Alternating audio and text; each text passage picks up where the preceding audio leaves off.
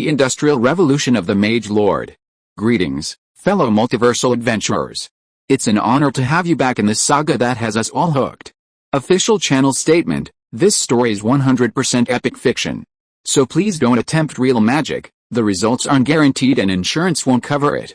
The rights to this masterpiece belong entirely to its brilliant original author. We are just a barge sharing it with you. Do you want to keep being part of this amazing community? Join our ninja army of subscribers on YouTube and give this content a like. And for true fans, our Patreon has exclusive ninjutsu waiting for you. Chapter 551: Air Superiority. Did they successfully evacuate the floating island fortress? The Eye of Illusion closed the bomb lever again, turned to look at the astrologer standing by the pod observation window and asked.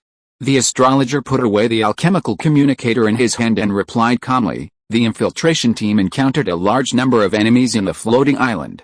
In the end, they relied on a large amount of alchemical explosives to blast a breach and pull them out.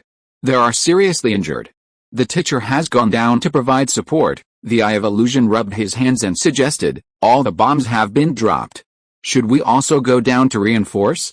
By the way, clean up the demon lizardmen wandering around the periphery of the floating island. Your Majesty's orders do not allow for this action." The astrologer did not even bother to turn his head and said coldly, "According to the action plan, only the teacher has the authority to leave the airship alone after receiving the distress signal. I suggest you do not act without authorization." The Eye of Illusion nodded embarrassedly, having hide a snag, and walked to the observation window to look down with her.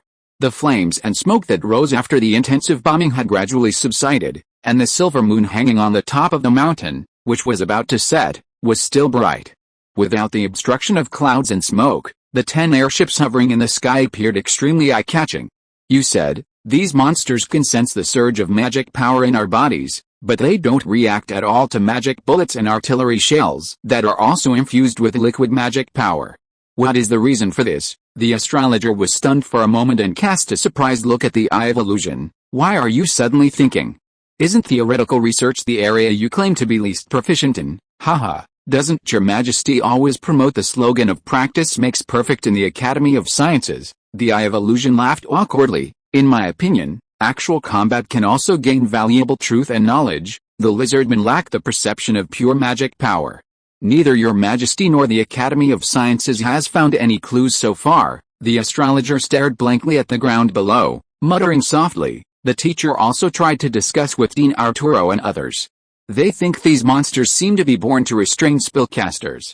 In the words of your Majesty, this is how their race evolved, to restrain spellcasters.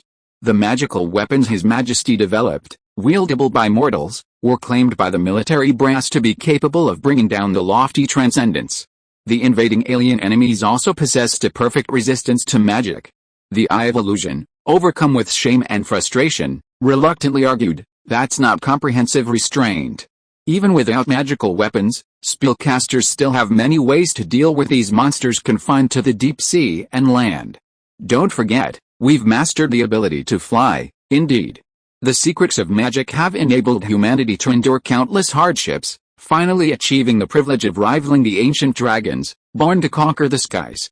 It was precisely because of this that, during the Dragon War, humanity was able to unite with the demons and other short-lived races to utterly defeat the ancient dragons that had ruled this land for millennia, ultimately leading to their gradual decline and decay."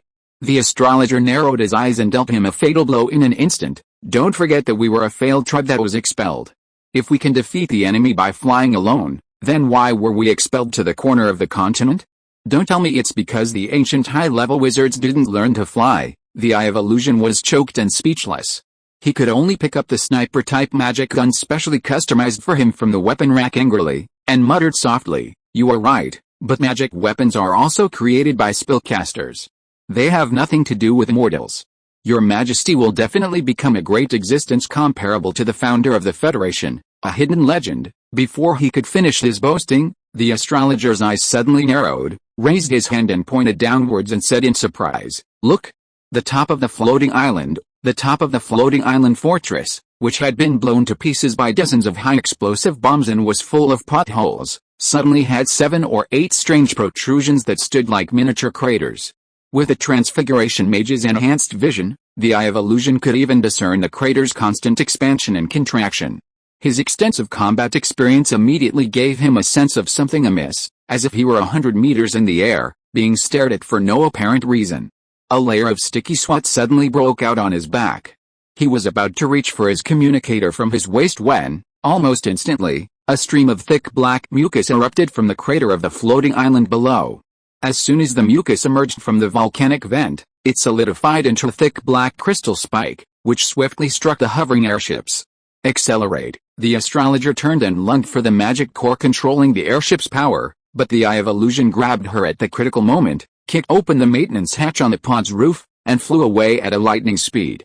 After a resounding boom, the two men, barely stabilizing themselves in midair, turned to see the airship, suspended in the sky, pierced by a massive crystal spike, piercing through its pod and the airbag above it.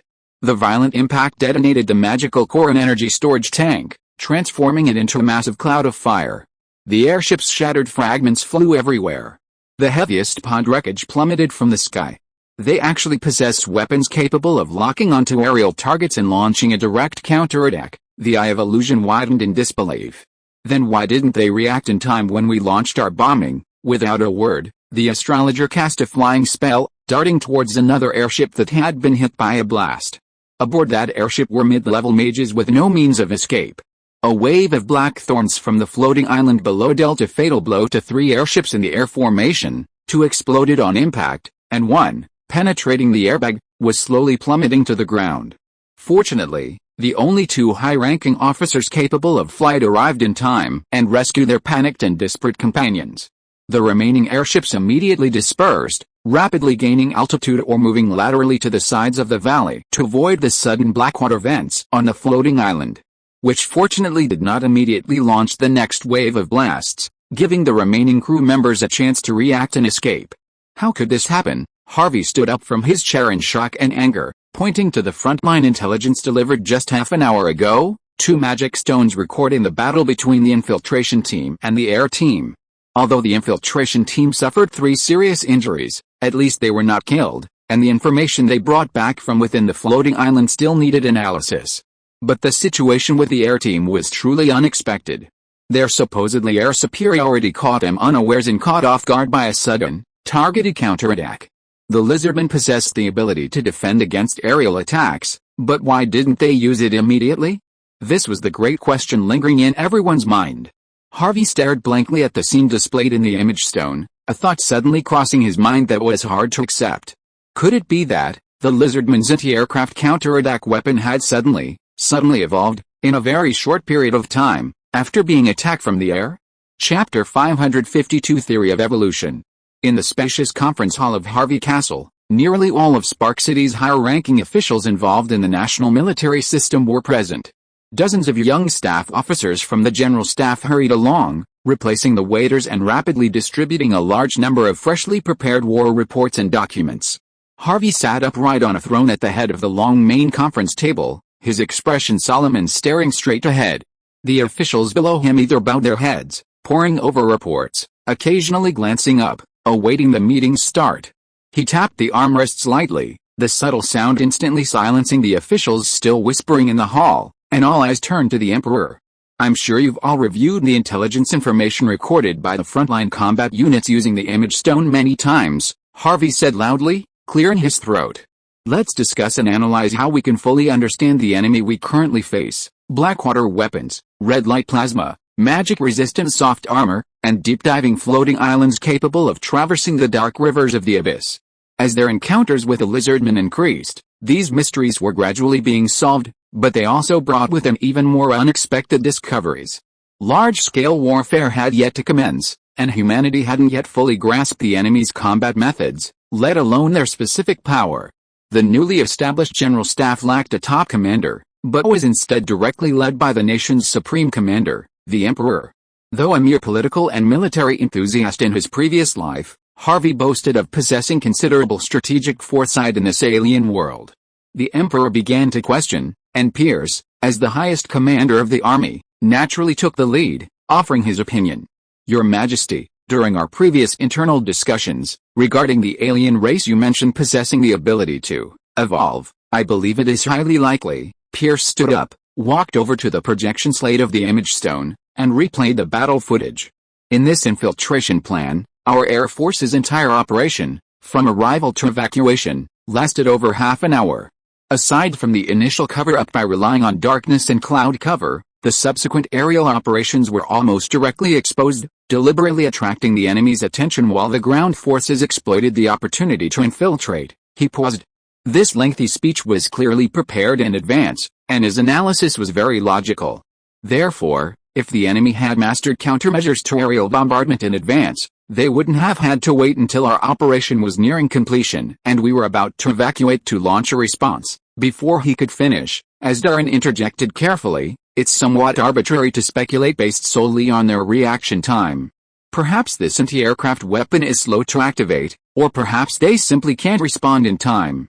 The Blackwater weapon tanks of the Demon Lizardmen need to be restocked at all times. These Blackwater jetting crystal spikes probably also need to be charged in advance and prepared for a long time before they can be released. Pierce nodded and switched the magic stone image to the interior of the floating island. Then let's look at the infiltration team's feedback. The entire floating island is dotted with a large number of completely independent spiral passages, each of which is capable of supporting a combat unit of several hundred demon lizardmen, including several higher-ranking red lizardmen leaders. Enemies killed in battle are directly devoured by the floating island, while the living can hide within the floating island's chambers. Once the enemy alerts them, they can immediately surge out to resist the invasion. He repeatedly played the footage of Dave and his companions before their final evacuation, his face solemn. We have every reason to believe that this entire massive floating island fortress is a complete living organism with a certain degree of intelligence and thinking ability. It can autonomously secrete large quantities of black water to supply the large combat units within the tribe as weapons. The demon lizardmen can use black water to transform into weapons, and the floating island can do the same. This judgment was actually mainly based on Harvey's conjecture. After all, this kind of egg-laying monster that reproduces in large numbers like an insect is entirely possible to have a mother nest and a large number of branch nests like an insect swarm. It is also very likely that there is a leader with the status of queen bee in the nest as the commander of the operation, or in other words, the branch nest itself is a queen bee with wisdom and thinking ability. Chris also stood up and said slowly, "We analyzed the tissue fragments inside the nest sent back by the infiltration team. This is a material that has nothing to do with any non-living thing. Although the peeled-off part is not active, it is indeed a living organism. It is as soft as flesh and has texture lines." Harvey waved his hand and asked, "What are the characteristics of this biological material?" Benoit held a stack of test reports and reported verbatim, "The material of the inner wall of the floating island does not have much uniqueness. Not only can magic attacks break it, even the high temperature of ordinary flames can quickly carbonize it. It is different from the skin and shell of the magic lizardman. It is like a fragile piece of dead meat. The only feature is probably that it can devour and absorb dead individuals of the tribe, and can accommodate living beings and hide inside it. But the shell on top of the floating island, shattered by the high explosive bomb, is distinctly different. It's more like the scales of some ancient dragon-like creature, hard, fire-resistant, and highly waterproof." Harvey chuckled wryly and quipped, "The soldiers got it right. It's a giant, living turtle, capable of diving freely in deep water. Its shell is tough, yet its flesh is soft and fragile within. It's also a turtle capable of actively identifying hostile targets and flexibly manipulating liquid weapons for counterattacks. Its large size and slowness are perfectly compensated for by its hundreds of thousands of combatants." Harvey couldn't help but think of a strategy game he played in his past life called StarCraft, where an alien race controlled the battlefield with an aggressive tempo by surging troops, establishing sprawling colonies, and relying on swarms of insects tactics to deplete the enemy's resources. Furthermore, intelligence transmitted by Chief Dawson revealed that the enemy's brooding grounds for massing troops were clearly located in the depths of the ocean, hidden beyond human reach. Furthermore, there wasn't just one single location. The individual combat units that emerged didn't even need to undergo a larval stage, instantly acquiring powerful and agile combat capabilities. This was incomparable to the cheap, expendable cannon fodder of the game's zombies and hydralisks. Fortunately, the enemy was currently invading on multiple fronts, and their sprawling hives were still developing. The northern wastes and ice engrbs still had ample strategic depth, offering the southern region some breathing room. Floating Island 1 and Main Island 2 held over 100,000 Zerg Sea combat units, and perhaps even more sprawling fortresses, currently hidden in the subterranean rivers beneath the continental crust, remained undiscovered. The mere thought of this filled Harvey with a chilling feeling. How could humanity win this war? Harvey couldn't help but laugh to himself. I guess I can only bite the bullet and madly pursue human magic technology.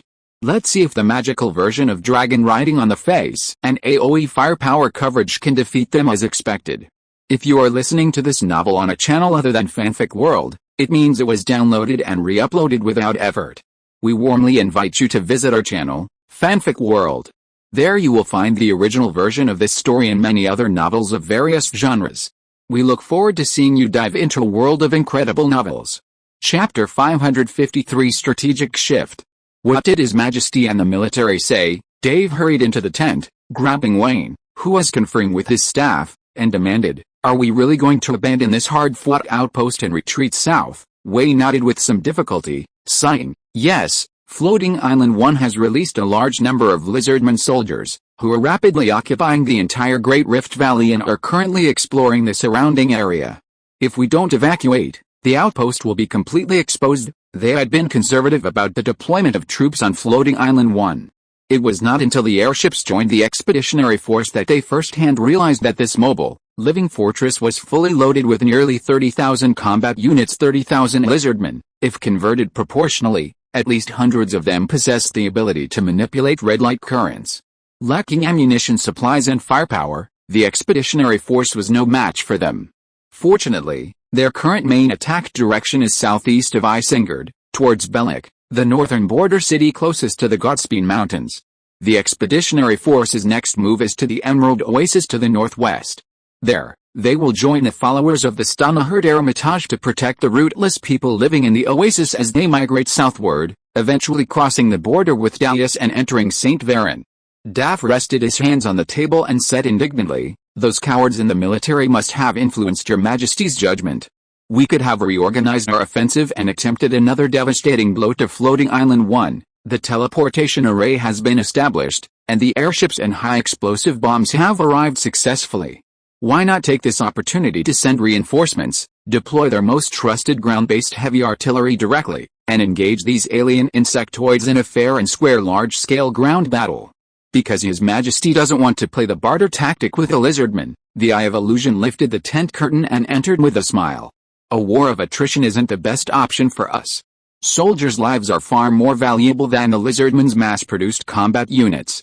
Until we're sure of victory, it's best to hold our troops in place and accumulate more manpower, and the people of the borderlands, about to be exposed to the enemy's slaughter, are the manpower they need.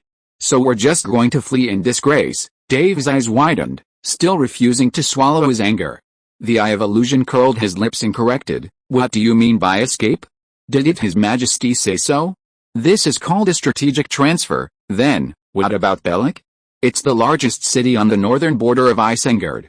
Even if we don't count the scattered people living in the surrounding pastures, there are probably more than 10,000 people. The lizardmen will not treat prisoners well." The Eye of Illusion sighed, shrugged helplessly and said, "Your Majesty has twice written to Regent Andrew, who holds real power in Iron Hill City, to remind him of the invasion of the lizardmen in the north, but has received no reply. The last time, he bypassed a royal family of Isengard and, with the help of Earl Figen's aristocratic in-laws, directly contacted Duke Belek and persuaded him to find a way to organize the people in the city to evacuate to the south, but was sneered at by the other party and regarded it as nonsense. A bunch of short-sighted, greedy fools." Wayne cursed disdainfully, but he knew that was all His Majesty could do. He couldn't really ignore the alliance of the southern kingdoms and declare all-out war on Isengard, blatantly interfering in their internal affairs. Well, while sending an expeditionary force across the border, surprise attacking Highland City, and then borrowing the route to the Great Rift in the Godspeed Mountains was essentially the same as a formal declaration of war, it was still disguised as accepting refugees, which would sound good to the rulers of the neighboring kingdoms. What about St. Varen, the newly crowned emperor? He had so much food accumulating in his warehouses that it was moldering, and he preferred to accept refugees from famine and war. With a formidable enemy at hand, Harvey was even more anxious to avoid an uncontrollable conflict between the southern kingdoms than to face the strife raging in Isengard, which would cause chaos before the lizardmen arrived. This was Harvey's second order to withdraw the troops. No matter how reluctant Wayne and the others were, They had to obey and march to the Emerald Oasis. Ga, an eagle, having just zeroed in on its prey, accelerated and swooped down from hundreds of meters above, raising its sharp talons to capture a kid in a perfect hunting maneuver. But just as it was about to snatch the kid and soar into the sky, a bullet, fired from nowhere, pierced its neck with pinpoint accuracy, leaving it head and body torn apart in a tragic death. The Eye of Illusion sheathed its magic gun and blew proudly at the still smoking muzzle. Then, choked by the fumes of the intensely burning dragon flame powder, it began to cough repeatedly. Ahem. Hahem. How is it? This is a magical weapon crafted by His Majesty the Emperor himself. Even if it's used to arm a squad of 100 men, it's more than enough to protect your entire tribe's herds and livestock. Besides, once you officially move into St. Valen's territory, the lands His Majesty has allocated to you will be free of frequent attacks from ferocious beasts. A group of yellow-faced men draped in rough animal skins were stunned. They had never seen such a miraculous attack method. The tribe's shamans would hold prayer ceremonies during the post-winter season, when wild animals were active, praying to the gods of the earth and mountains to protect their people and drive away wolves. However, the effectiveness of each ceremony depended on the offerings made. Most of the time, the gods would not respond. However, this group of peculiar soldiers, recommended by the Stonahurt hermits, had instantly annihilated the mountain wolf pack that had been stalking the oasis for years. In less than half a day, they returned to the tribe's base with a mountain of wolf heads. And those terrifying, rumbling mounts, forged entirely of steel, their speed rivaled that of the desert's swiftest four-eared leopards, yet they clearly lacked the presence of life. Long before the arrival of these strange forces, Priest Hughes of the Stonahurt Hermitage had already visited, eloquently persuading the leaders of several nearby smaller tribes to lead their entire tribe south, fleeing the drying Emerald Oasis and the impending invasion of foreign enemies. Elder Hughes is an old friend of ours, and the Oasis tribes have always trusted him unconditionally. Highland City is hundreds of miles from the northern desert, and he's willing to take the trouble to come and warn us. We certainly won't let him down. Chief Joao stroked the string of sharp wolf fangs hanging from his chest, deliberating for a long time before speaking slowly. But I'm afraid that most of our people would not be willing to let us migrate south with our entire clan, evacuate Isengard, and go to a more distant foreign land. The rootless people are used to freedom, and they cannot be the docile lambs in the Emperor's sheepfold. Old Hughes was stunned for a moment and said awkwardly, Chief Joao, didn't you promise me that you would agree to unite with the Oasis tribes and migrate out of the Emerald Oasis? How come? Why did you suddenly change your mind when the real owner really came to pick them up? A tall and strong young man stood beside Joao, interrupted Old Hughes' words, and said with a bad look, we believe the information provided by Elder Hughes. The old, weak, women and children of the tribe will evacuate southward with the herd and temporarily take refuge in other areas where rootless people live in the southern border mountains, but the men will not retreat. We will stay in the oasis and fight those rumored powerful and terrifying foreign enemies to the end. After they are completely driven out of the northern desert, the tribe will return to their homeland and continue living. He paused, glared at Wayne and others, and said sarcastically, move the whole tribe to St. Valen? Give us fertile land for no reason? Humph. We will not be willing to be despicable slaves under the crotch of the southern nobles, and believe that milk and honey will flow from the sky out of thin air. The feudal lords in Isengard's own country have been deceiving, or simply using force to abduct a large number of rootless people as slaves for them to resell or enslave at will. Chapter 554 Migration Negotiations. The rootless people, who have long refused to be accepted into the Church of Light's faith, have been ensnared by their own nobles and powerful figures in the past. Even in recent decades, the previous king of Iron Hill City lured a large number of his people to the holy city of Goris with promises of a more abundant oasis and permanent tax exemptions to build the magnificent Tower of Radiance for the Pope's Temple of Grace. As for the consequences, naturally, 9 out of 10 never returned home, and the king's promises were repeatedly delayed. Finally, with the new king ascending the throne, the old debts were completely forgotten. Several small tribes, already struggling to survive, lost significant numbers of their young and middle-aged population, facing the inevitable fate of being absorbed by other tribes. No one would dare to enter the same quicksand trap of lies and promises a second time.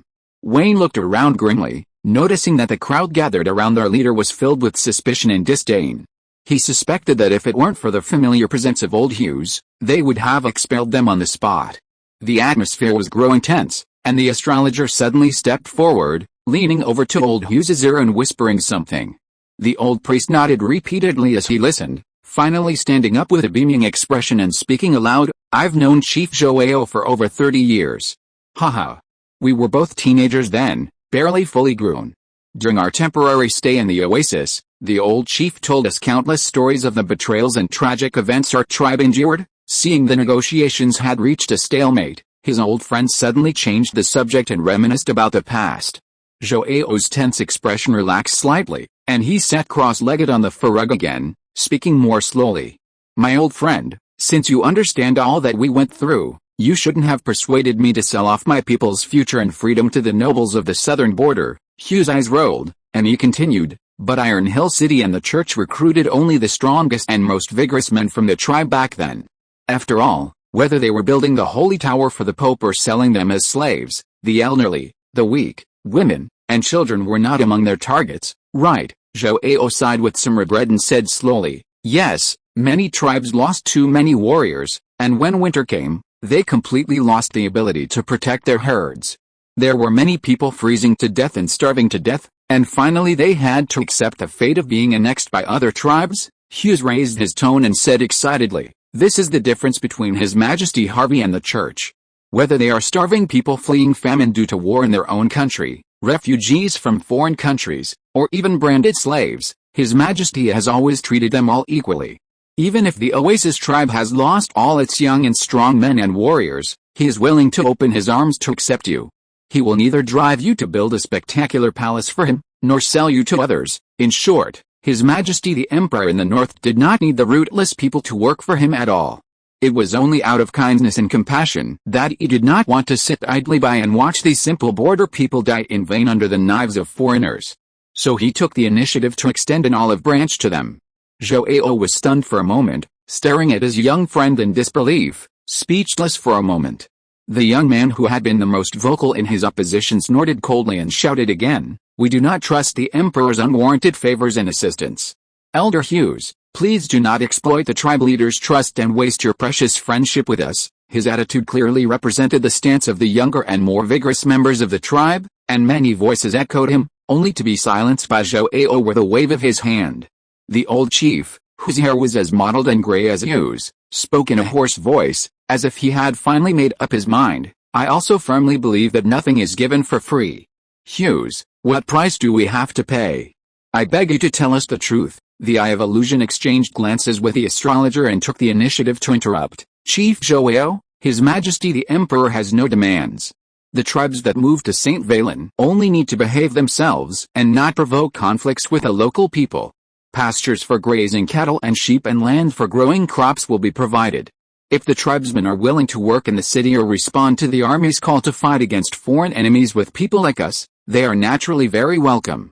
But everyone has the right to choose freely and will never be forced. Wayne took a deep breath, suppressed the unhappiness in his heart, and continued after the Eye of Illusion. Yes, if you still have doubts, you can let us protect the elderly, the weak, the women and the children in the tribe and evacuate. After they have truly settled down in St. Valen and their living needs are guaranteed, you can make plans for the next step. He paused, but couldn't help but add sarcastically, anyway, you plan to leave the warriors of the tribe to fight in vain against the tens of thousands of demon lizardmen. We can't stop you if you insist on dying. At least make arrangements for your descendants and families first, right? There was a crisp sound of swords clashing, and the young man next to Joao finally couldn't bear it anymore. He stood up and drew his sword like lightning. He took a step and put the blade on Wayne's neck, gritting his teeth and said, put away your contempt. People from the Southern Territory. Joao slammed the ground and scolded, Ack! Don't be rude to guests. Wayne, however, remained unfazed. With a sly grin, he brought his hands together and grasped the opponent's long sword. Instantly, the silver-white blade glowed red, and the heat spread rapidly from the point where his palms met to the young man's grip. Ack felt as if he was no longer holding the sword he carried day and night, but a red-hot iron. He managed to hold on for less than 3 breaths before being forced to drop his weapon and retreat several steps, clutching his burned hand. He is a chosen warrior. A chosen warrior with divine power. The crowd erupted in exclamations. Many of the older tribesmen rose, their gazes burning as Wayne, holding the flaming longsword in his backhand, was fixed on him. What? Has anyone among the rootless people received a bloodline gift? Awakened extraordinary abilities, the Eye of Illusion, startled, tilted its head, and whispered to old Hughes. Without waiting for the old priest to answer, Chief Joao slowly stood up. His eyes red and his voice trembling. In the past, there were some noble wizards like Hughes who wandered to the northern desert and gave us the gift of divine power. Unfortunately, the Church of Light prohibits us from possessing and mastering this extraordinary ability. All the warriors who received the gift of blood were taken away by the army of Inquisition and never came back. Damn it, those abominable charlatans! Not only do they force you to believe in false gods, they even ban and deprive you of the blood gifts given by spellcasters. Don't they know that your survival in the desert is difficult and precarious? Daft's angry curse blurted out, immediately attracting shouts of agreement from many young people in the tribe. Hughes, having seen both soft and hard tactics used, felt it was almost enough and quickly said, "Chief Joao, what do you think? Let the elderly, the weak, the women and the children evacuate with us first." Joao nodded and was about to agree when several young tribesmen with unfamiliar faces and bloodstains on their bodies suddenly squeezed in from the periphery of the crowd and threw themselves before him in panic. "Chief Joao of the Emerald Oasis. We are warriors of the Silver Moon tribe. Please lead the warriors of your tribe immediately to reinforce our tribe in the Silver Moon Oasis. We have been attacked by an inhuman alien race. They suddenly appeared and slaughtered our tribesmen who had no power to resist for no reason. Please honor the Borderland tribe's pact of mutual assistance and immediately return with us to the Silver Moon Oasis to fight the enemy." Chapter 555, Rapid Rescue. Compared to other tribal territories in the northern desert, the Silver Moon Oasis is more like a small river valley settlement. Thanks to its proximity to the Divine Spine Mountains, the oasis enjoys a constant flow of sweet, clear water from the towering snow-capped mountains, abundant grasses, and abundant fish. Compared to the Emerald Oasis, which has gradually dried up due to annual droughts, most of the tribe members even rely on fishing for a living, making life relatively easier. The Silver Moon tribe has lived in this small oasis for generations. Successive tribe leaders have always been tolerant and generous, never easily waging war or raiding neighboring tribes. Instead, they warmly welcomed scattered members from all directions, gradually forming a sizable settlement in the Silver Moon River Valley. The entire valley lacks walls or fortifications. Aside from a few wooden and stone watchtowers and blockhouses on the outskirts, the rest is mostly filled with tents made of various animal skins, dotted along the oasis's riverbanks, creating a scene of primitive simplicity, tranquility, and peace. This human settlement, located just over 100 miles from the Great Rift of the Divine Ridge Mountains, was flat and defenseless. To the demon lizardman, it was like a vulnerable lamb exposed to a pack of wolves. A small outpost of fewer than 500 demon lizardmen, following a shepherd out grazing his flock under cover of darkness, effortlessly infiltrated the oasis. Then came a sudden, unprepared, one-sided massacre. Although the Silver Moon tribe boasted numerous valiant and elite warriors, the sudden chaos prevented their rapid assembly. Fighting independently, they were quickly defeated one by one. The old patriarch and his 3 sons perished on the scene. The few remaining warriors protected the remaining elderly, weak, women, and children, buying time for evacuation with their lives. They hurriedly retreated to a pottery mine in the oasis. Even the team that broke out to seek help suffered heavy casualties, with only 3 men escaping before they reached the nearest Emerald Oasis and shared the shocking news with the Choo tribe. By the time the Choo warriors, accompanied by other volunteers from the northern frontier, arrived, it was already dawn. Looking down from the high slopes, the oasis lay in utter devastation. Herds of dead cattle and sheep lay scattered around the perimeter, and numerous tents and animal pens appeared to have been deliberately set on fire, leaving only charred remains overnight. We're too late. The Silver Moon warrior who had brought the message collapsed on his knees in agony, banging his forehead against the ground and wailing at the top of his lungs, drawing tears from the Choo warrior's eyes. Wayne and Dave looked with pity on their faces, turning to the astrologer accompanying the team for help. The high-level astrologer unhesitatingly pulled a fist-sized crystal ball from her bosom, closed her eyes, and began to softly chant an incantation. Within the crystal ball, an invisible vortex of energy quickly coalesced, gradually converging into clusters of stars. The resulting arrangement formed the shadow of a sharp arrow, which trembled slightly like a compass and immediately pointed to a low hill in the distance. "Is that the clay mine where you retreated?" A tearful Silver Moon warrior looked up and sobbed. "Yes, Chief Zeke, the chief's youngest son. The best hunter and warrior in Silver Moon Oasis. He took refuge in the mines with the hundreds of surviving members of his tribe. They had been attacked yesterday evening, and a full night had already passed. Even if the reinforcements had been fortunate enough to travel in the high-speed vehicles provided by the expeditionary force, it seemed they were already too late." The astrologer shook his head, raised his hand and pointed in the direction of the mine, and said slowly, "Astrological prophecy shows that there are still survivors in the mine. There are no spellcasters with magical fluctuations among your people, and the magic lizardmen can't accurately locate their position. If they use the complex network of tunnels in the mine, they should still have a chance of survival." Wayne stamped his feet and ordered the signalman, "Have the airship team in the rear descend in altitude and enter the center of the oasis to attract the attention of the magic lizardmen. We will go around from the side, and find a way to surprise them." He turned to look at Chief Zuoao and said in a deep voice, "The magic lizardmen have a strange fighting style and powerful weapons. You don't have to participate in the battle directly. After my soldiers engage in a firefight with them, quietly enter the mine to search and rescue survivors." After witnessing the terrifying power of the expeditionary force's magic spears and experiencing the alchemical vehicles themselves, the Emerald Oasis warriors had a certain understanding of their combat capabilities. Furthermore, they were led by several divinely chosen warriors imbued with extraordinary powers. Among them were even noble and mysterious sorcerers, who had no chance of taking the field. The Silver Moon tribe's current plight had instilled a deep fear of the rumored alien monsters in them. Even the bravest of the tribesmen refused to sacrifice their lives in vain unless they were in dire straits. Chief Joao touched the wolf fang pendant on his chest, nodded silently, and then Lee and Wayne and the others split up, each leading their own team down the slope and quietly entering the oasis. "Look! These monsters are spraying black water at the tents and animal pens." Dave lay in a bush and muttered softly, "What are they going to do? Use black water to ignite the fire and burn the entire Silver Moon tribe's settlement to ashes?" Wayne said solemnly, "Their mission should be to completely raze this place. Not only will they kill everyone, but even livestock and poultry will not be left alive." The soldier in charge of lookout observation suddenly whispered, "They are spraying black water into the clay mine.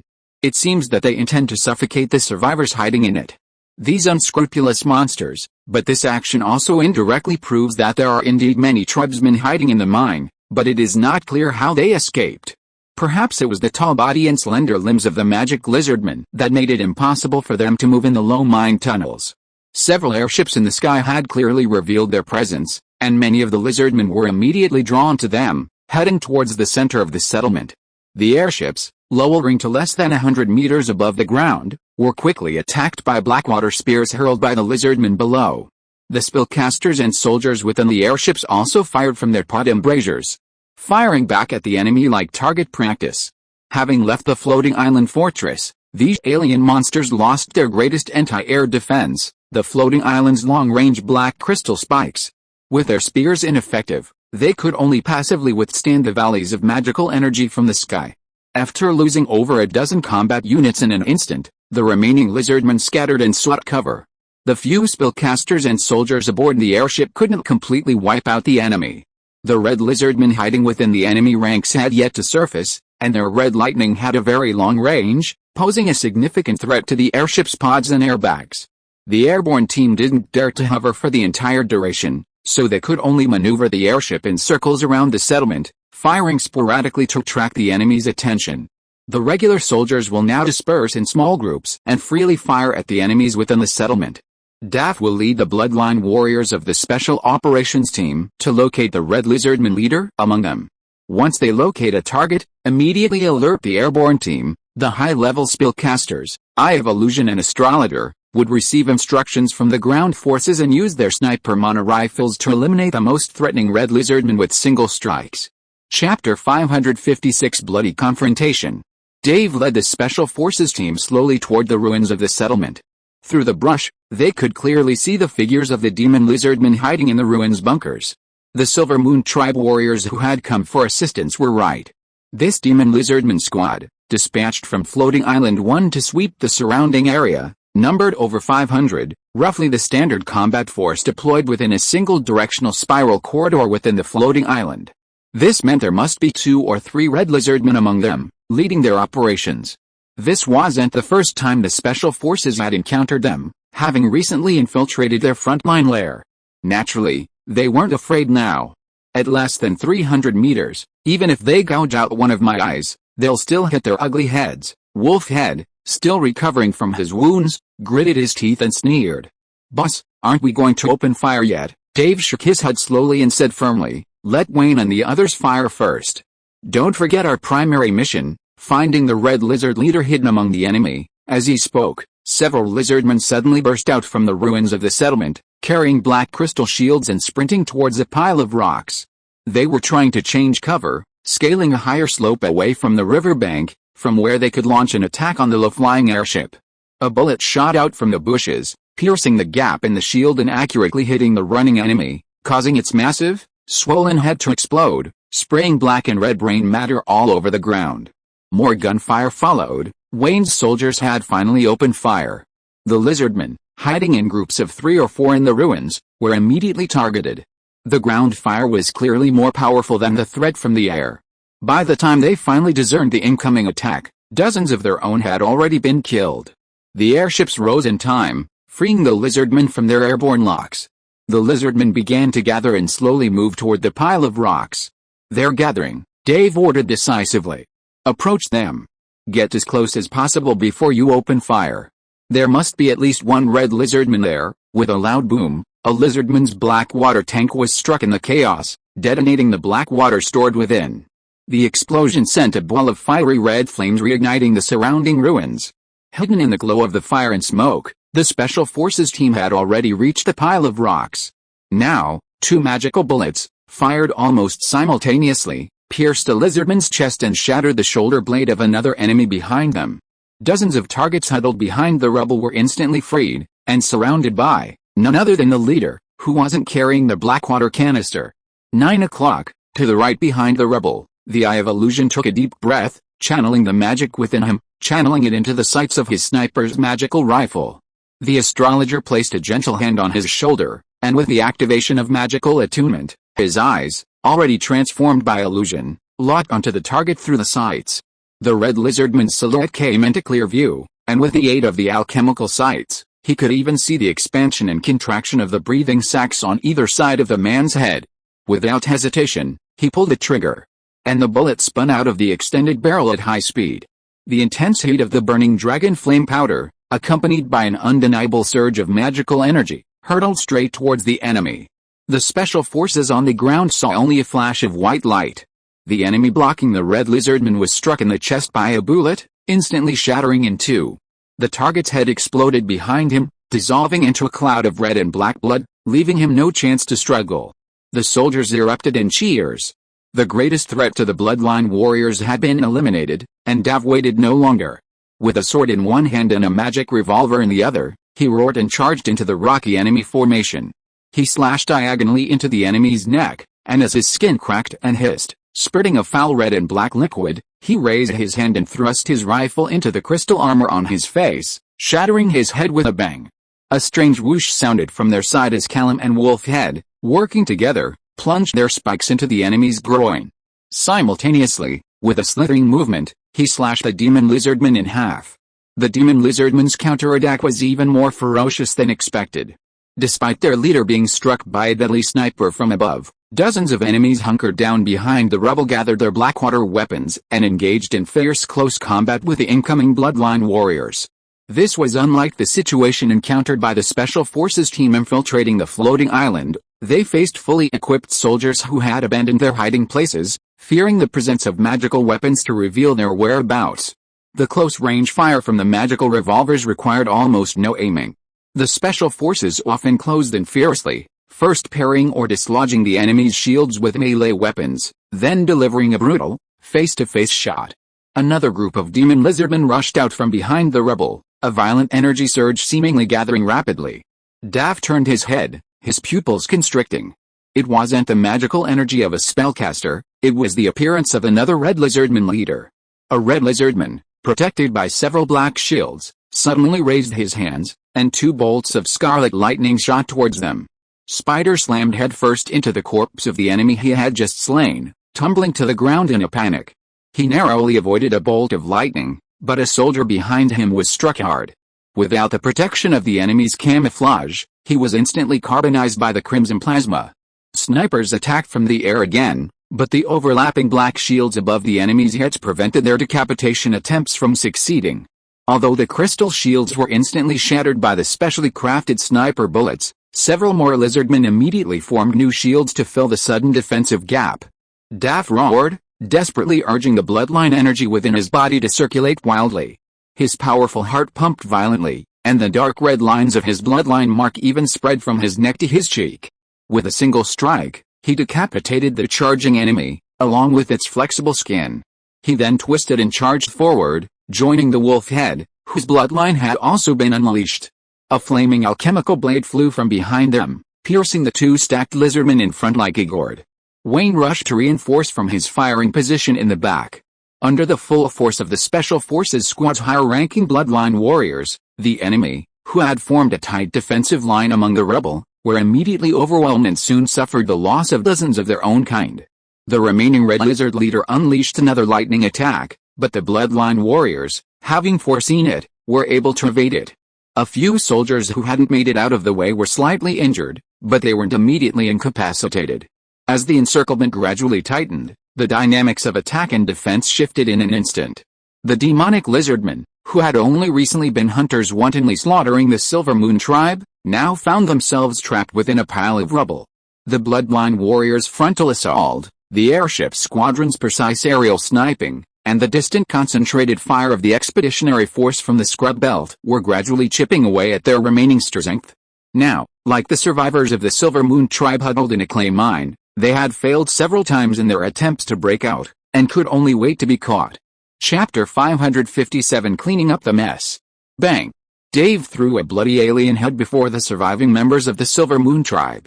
He spat fiercely on the ground and gritted his teeth. Damn monsters, even after being trapped and unable to break out, this small group of demon lizardmen, numbering only 500, still caused considerable trouble to the expeditionary force. Their desperate counterattacks even caused casualties among the special forces. The Red Lizardman leader, in particular, endured a double assault from both air and ground forces, and even after the Black Lizardmen surrounding him, who had formed a human wall for protection, were slain one after another, he still fought back, even resorting to self-destruction, directing blood-red lightning to explode directly from his own center, reducing the rebel within a 50-meter radius to rubble. Even the gravel on the ground was melted into glass-like crystals by the raging plasma. One bloodline warrior from the Special Forces team was killed and 2 were injured. Wayne was caught in the plasma explosion, severely damaging his left leg. Had Duff not promptly blocked the currents with his alchemical sword, his entire leg would have been reduced to charcoal. Lieutenant Callum lost an arm while trying to save the berserk wolf head. When the soldiers recovered his limb from the rebel after the battle, it was utterly mangled. The accompanying medic and the airship team spellcaster both stated, "There's no way to mend it. We'll replace it with an alchemical prosthesis when we return." Fortunately, the survivors who had taken refuge in the clay mine, led by the old clan leader's son, Zeke, collapsed the tunnel and sealed the entrance, sparing the hundreds of tribe members who had retreated into the mines from massacre. Zeke, the clan leader's youngest son, barely in his early 20s, held the enemy's shattered head with red eyes, raising it high and roaring with the despair and fury of a lone wolf. The surviving members of the tribe lay prostrate on the sand, weeping bitterly. The demon lizards had set fire to the land during the invasion, and many of their relatives who had died in the battle had never been found, leaving them only to mourn over the charred remains. According to the tribal traditions of the rootless people, an incomplete body could not be buried after death and reborn in the realm of the gods of earth and mountains.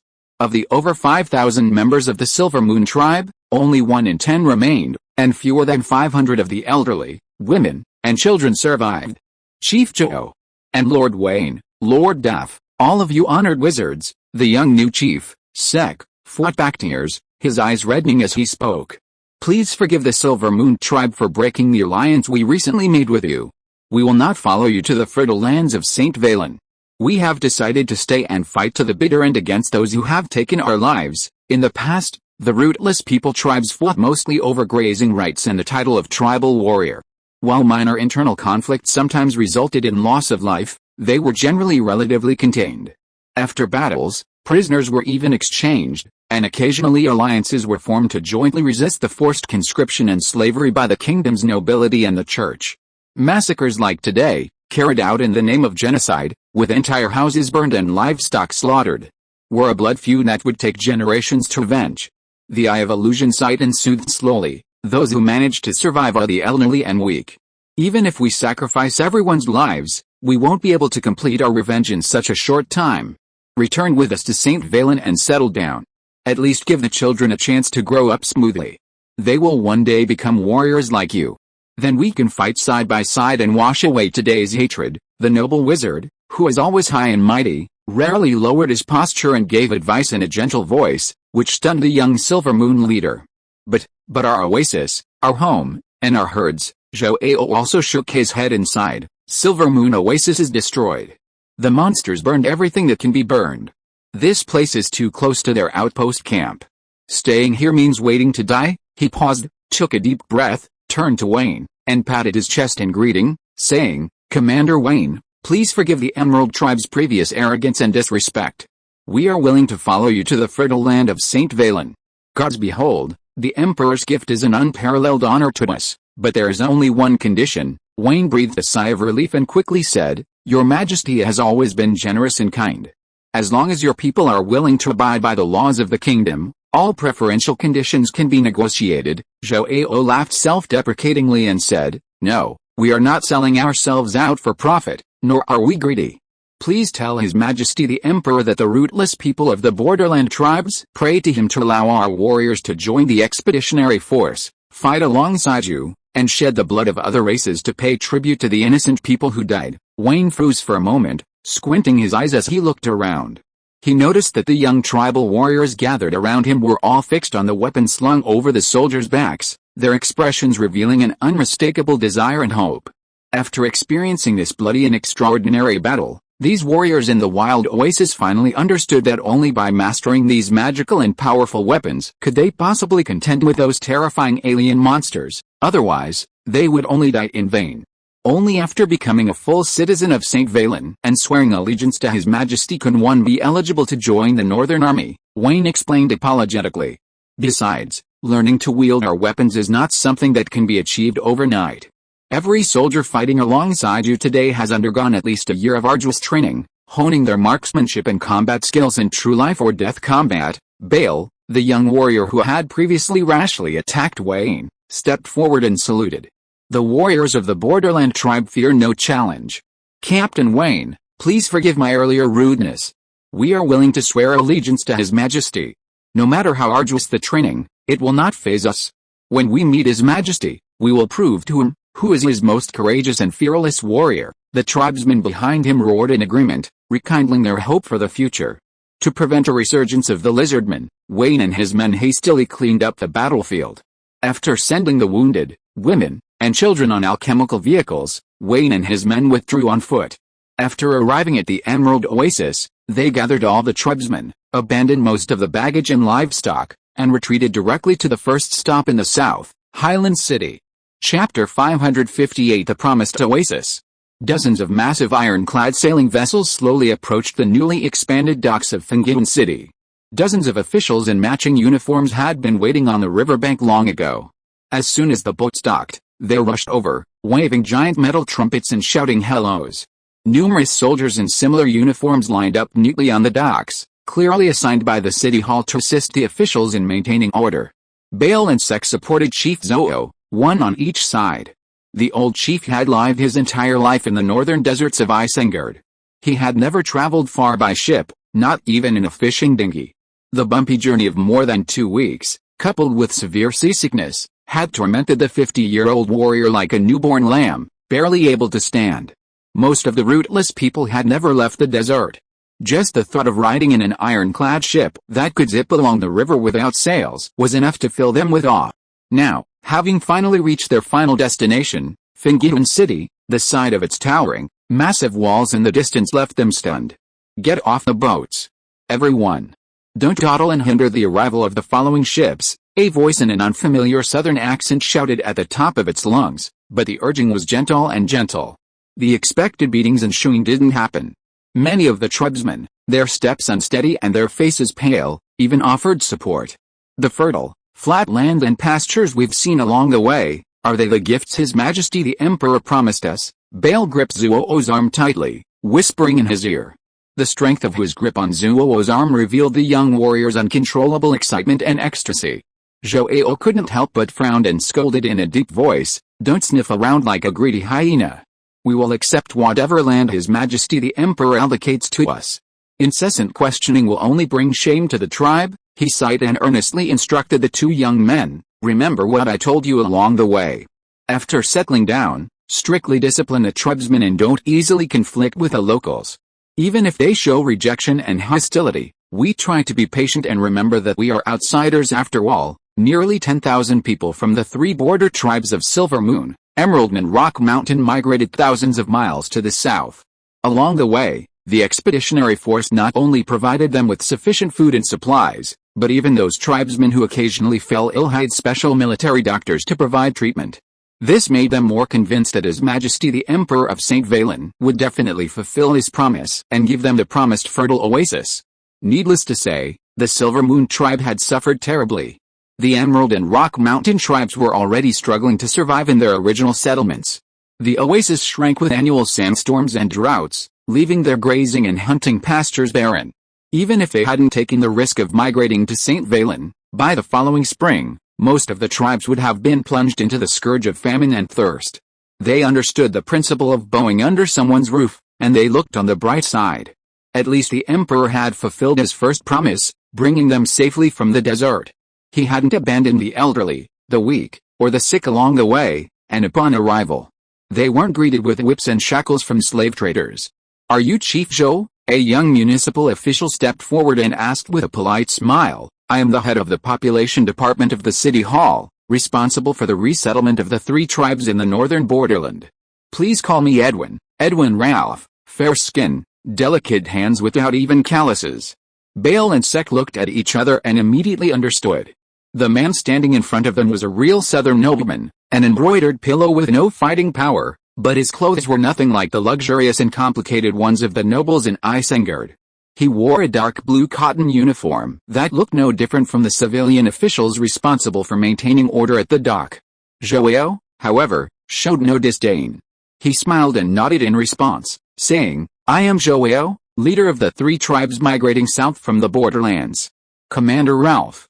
After the tribesmen reach shore, we will settle tonight at." As he spoke, his gaze unconsciously flickered toward the low shacks at the foot of the distant city wall.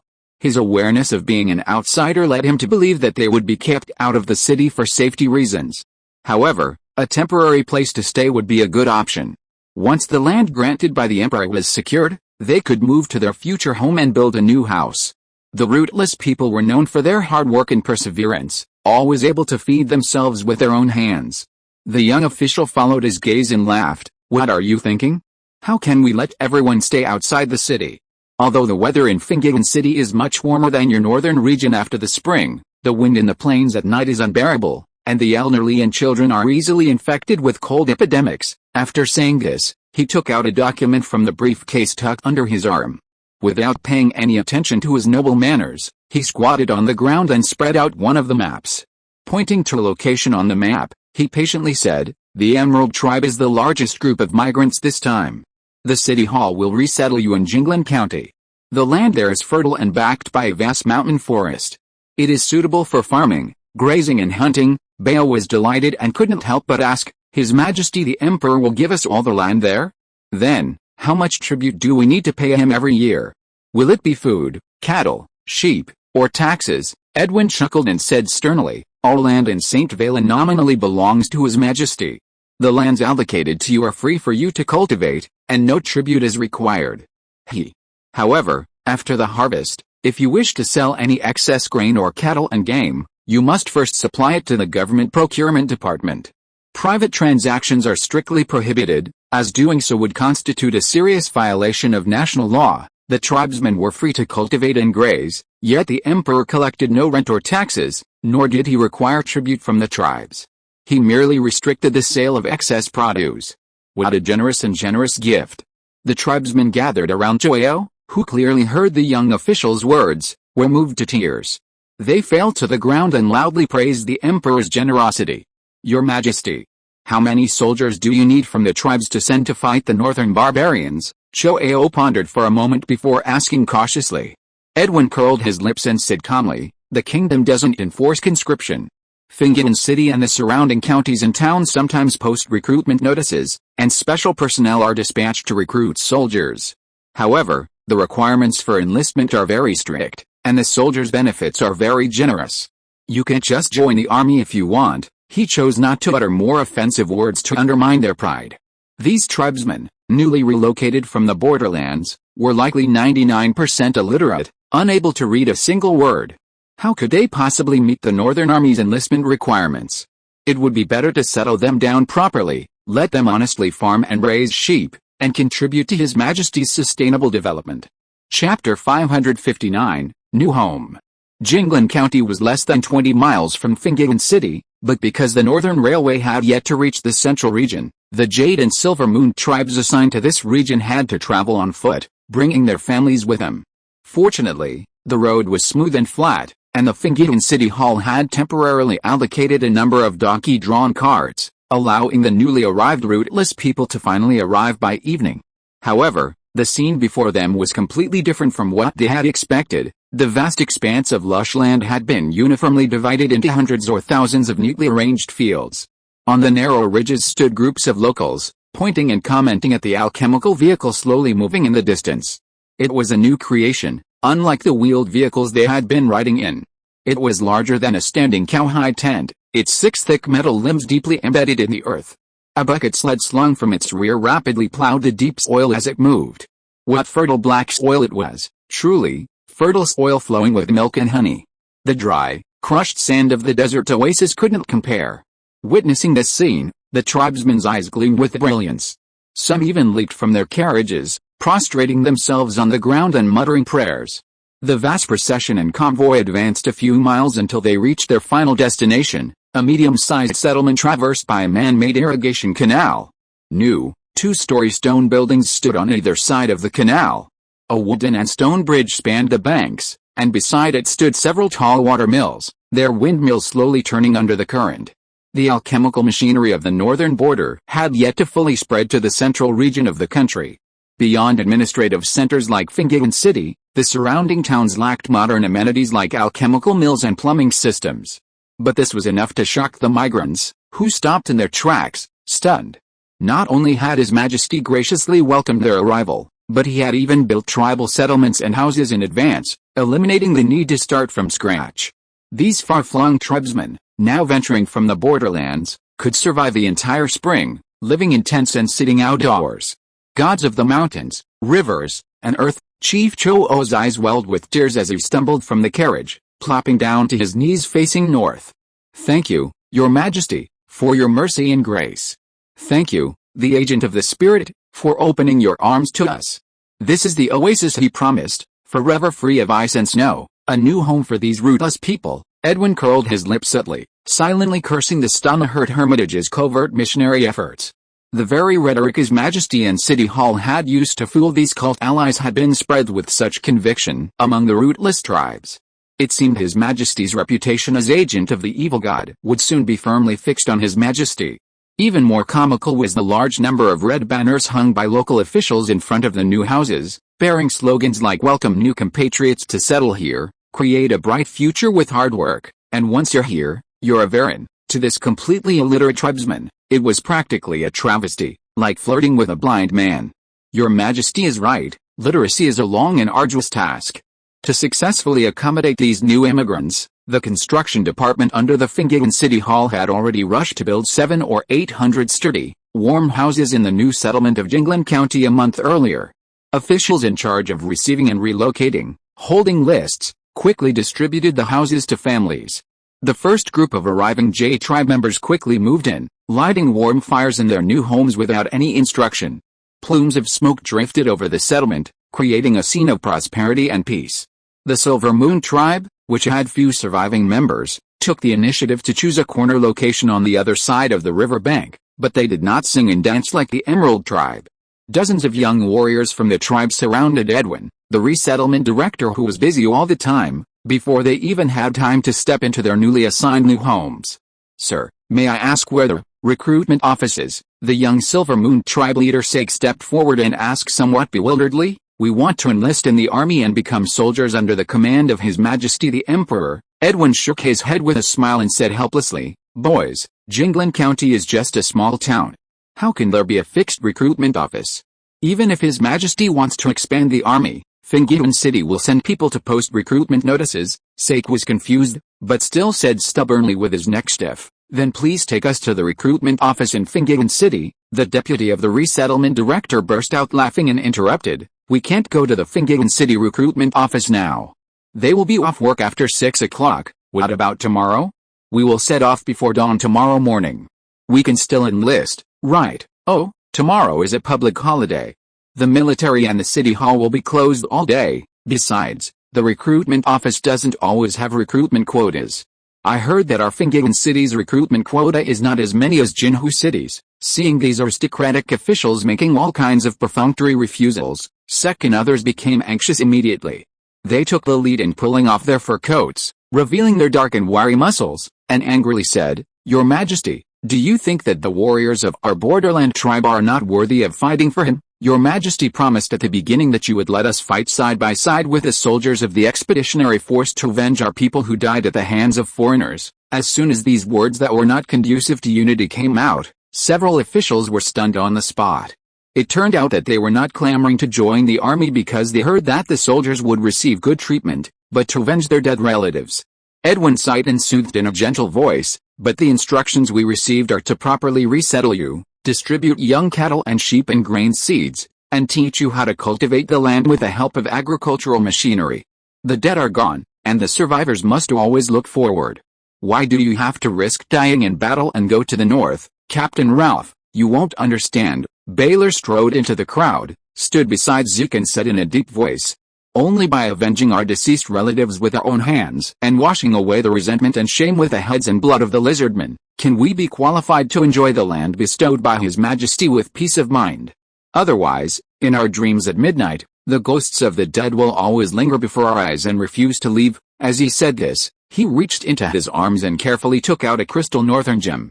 He stuffed it into Edwin's hand without saying anything, and pleaded in a low voice, "Please find a way to make concessions for us and let us join His Majesty's army smoothly." The young official's arm trembled, and he instantly shrank back as if it had touched a hot coal, and he screamed repeatedly, "What do you mean by this? Bribing government officials is a serious crime that violates the laws of His Majesty." He took a few steps back as if he had seen a ghost, and distanced himself from this group of newly moved troublemakers.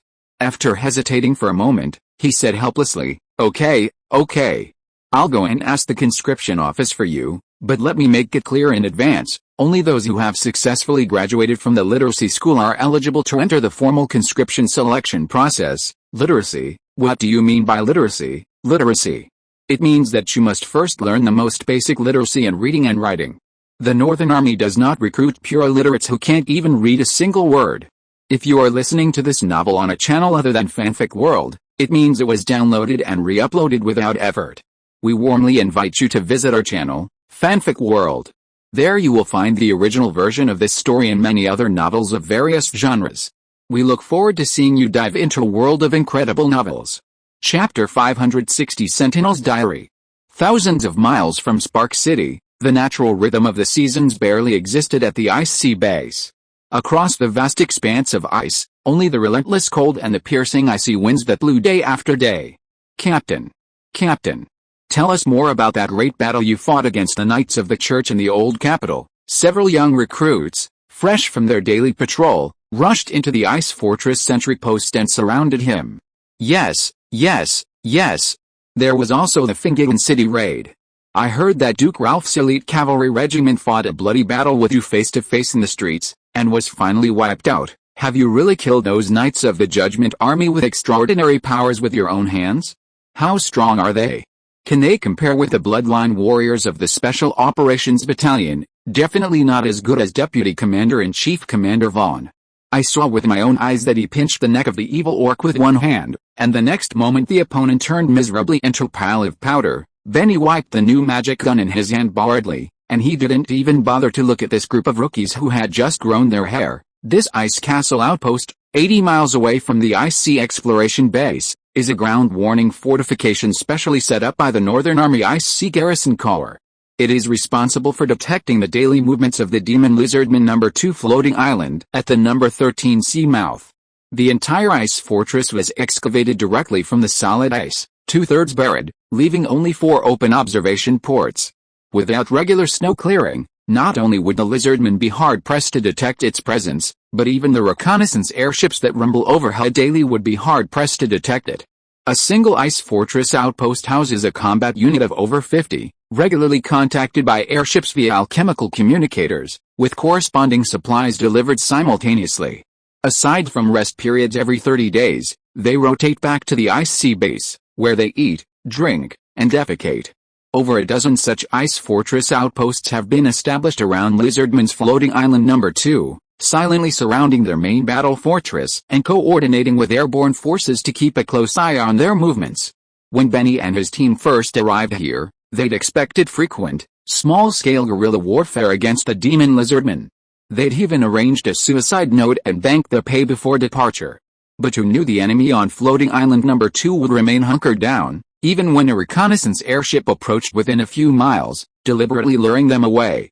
The rest of the day was a tedious garrison, filled with daily clearing of snow, repetitive maintenance of weapons, and casual conversation with the new recruits under his command. Picking up the shiny barrel and taking a look at it in front of his eyes, Benny said to the recruits indifferently, "All you do is listen to stories all day long. Have you done the daily routine maintenance of the guns? I've told you so many times, it's no use just wiping the outside. The barrel, magazine and firing port all need to be cleaned repeatedly, otherwise you will die because of a bullet jam when you really need to fight and shoot. The new magic guns distributed by the military are indeed much more powerful than the old models. After the pure magic bullets in the past were added with a dragon flame powder mixture, the firing rate and range have been greatly improved. But the disadvantages are equally obvious. After the dragon flame powder burns violently in the barrel, it will always leave a layer of charred and greasy impurities attached. If it is not cleaned in time after a battle, it will gradually affect the shooting accuracy over time. In serious cases, it may even cause the bullet to jam, resulting in a situation where the trigger is pulled but the gun fires in vain." Turning his head, he spotted a new recruit using his issued magic stone to activate the alchemical furnace. He then secretly pulled out a tin of grease and began smearing it on his rations. "You bastard. That stuff is for rubbing on your face and hands to prevent frostbite, not for spreading on bread." The recruit's fingers trembled, causing his compressed rations to drop to the ground. He grimaced, "Captain, butter freezes harder than stone. Medicinal grease can even be applied to lips and eyelids, and it won't kill you if you ingest it." The small alchemical furnace was enough to keep the bunker, over 100 square meters, warm, but it couldn't cook hot meals. Spending all day chewing dry wheat cakes and eating frozen canned meat was a miserable experience for these newly commissioned soldiers, accustomed to a life of luxury. Benny rolled his eyes again, forced to turn a blind eye. "Where were we yesterday? When you were a trainee soldier, you were participating in a combat exercise at the River Valley outpost under Captain Wayne." Benny suddenly realized something, and with familiarity, he reassembled the disassembled gun parts, muttering, "Yes, I remember." After successfully graduating from Captain Wayne's recruit camp, he was immediately assigned to the regular battalion headquarters and participated in the assault on Fingaden City. That was his first real battlefield experience, serving as an observer under Captain Newman, now battalion commander. He then followed the troops to Jinhu City, where they engaged the Church's Judgment Legion head-on outside the walls of the old royal capital, defeating them in one fell swoop and completely shattering the Vatican's attempt to manipulate the situation in St. Valen. That bloody and brutal battle remains unforgettable to Benny. The transcendent knights of the glorious Spear Legion of Inquisition stood utterly helpless against His Majesty's army. The sight of fully armored bloodline knights, one after another, being shot and thrown from their horses, struggling futilely in the hail of bullets, remains vivid in his memory. During that battle, he also achieved a promotion to squad leader for his accurate kills of 6 enemies, and was transferred to the Ice Sea base to command a 50-man reconnaissance garrison. War is always bloody and brutal. But Benny, rather than killing his fellow human enemies within, looked forward to the battles with the aliens. It had been a while since he'd fired his new magic gun, and he wondered if those twisted, Hideous monsters would bleed the same bright red blood they did when struck by bullets. Captain. Another reconnaissance airship is passing overhead. Should we contact them? The soldier operating the alchemical communicator asked excitedly, pointing overhead. Guard duty at Iceberg Outpost was incredibly dull. Besides regular orders from the base headquarters, their only access to outside news came via brief chats with the occasional passing reconnaissance airship. Don't get involved. They're also on patrol. If you contact them rashly, you might upset them and they'll complain back, another veteran chuckled. The airship crews are pretty friendly. They're flying back and forth like this every day. They're probably even more bored than us. After all, dozens of miles away, floating island number 2 lay utterly lifeless, like a tortoise shell. Not even a trace of the demon lizardman could be seen. Benny hesitated for a moment, about to agree, when something sounded off in the air above. Why was that airship flying so low today? The rumbling noise made it seem like it was about to land. Something was wrong. Hurry, grab your weapons and get out. They look like they're going to land. He quickly turned around, picked up the telescope, and peered out through the observation port. All he could see was still a sea of white, but then, in a trance, several black dots seemed to appear in his field of vision, standing out against the gloomy, foggy sky. Something's happening in the sky. The reconnaissance airship is under attack. Chapter 561 Winged Demon Lizard. As the airship rumbled and tumbled onto the snow, the entire ice castle outpost erupted in excitement. Dozens of soldiers stationed in the underground fortress swarmed out, dragging the 3 aerial scouts from the battered pod. Most of the airship's 6 subsacks had been destroyed, and relying on the remaining ones to make it this far was a feat. The shivering scout murmured, "The floating island has seen a large numbers of winged, bird-like enemies. They approached at high speed and damaged the airship with their spears. The pod has also been severely damaged, thanks to the thin steel hull. The black crystal spears, despite their incredible hardness and penetrating power, only shattered the pod's glass window, causing no real harm to the scouts within. What truly crippled them was the extreme cold caused by the loss of airtightness and the high-altitude flight. The overloaded magic power core also burned out the alchemical communication device connected to it, cutting off their only means of alerting the base and requesting assistance. Wasn't the aerial reconnaissance team grouped into 3? Where are the other 2 airships? Benny demanded, eyes wide and anxious, but he already knew the fate of the remaining 2 airships was likely grim. They were more severely damaged than us. They were forced to make an emergency landing mid-evacuation. They've probably been. The communications officer in the ice castle had already completed contact with the base and received word that reinforcements were on their way immediately. But Benny watched the black dot approaching in the distant sky, its silhouette becoming increasingly clear. He knew they would likely have to endure an extremely dangerous battle before the reinforcements arrived. Send a distress signal to the other surrounding ice castle outposts. Have them rush for reinforcements immediately. Captain, the nearest outpost is over 10 miles away. We're too late. Stop talking nonsense. They're coming. Everyone, listen to my command. Enter the underground ice castle and prepare for battle. Benny, rifle in hand, led his squad back into the underground bunker. They formed a volley fire formation from the narrow observation ports open on all 4 sides. Without the support of heavy firepower light machine gun crews and artillery, fighting an enemy that significantly outnumbered them, they could only rely on the sturdy fortifications, and the precise, experienced marksmanship of the veterans, who numbered less than half as many. Captain. The enemy is less than 1,000 meters away, about 200 of them. The observer, holding up his telescope, dutifully completed his report despite a trembling voice. Everyone, fire. How much ammunition do we have? Less than 300 rounds per person. Damn it. The last rotating squad took some of the ammunition with them, but didn't report back to base for replenishment. This level of oversight is common in the Ice Sea garrison.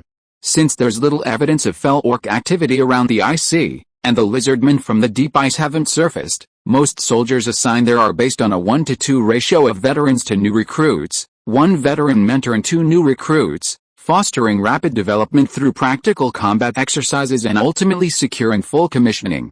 The Northern Army's conventional combat regulations clearly stipulate that soldiers conducting defensive operations around the headquarters are to carry 300 rounds of ammunition per person. Combined with the same amount stored at the outposts, this is more than enough to complete their assigned combat missions.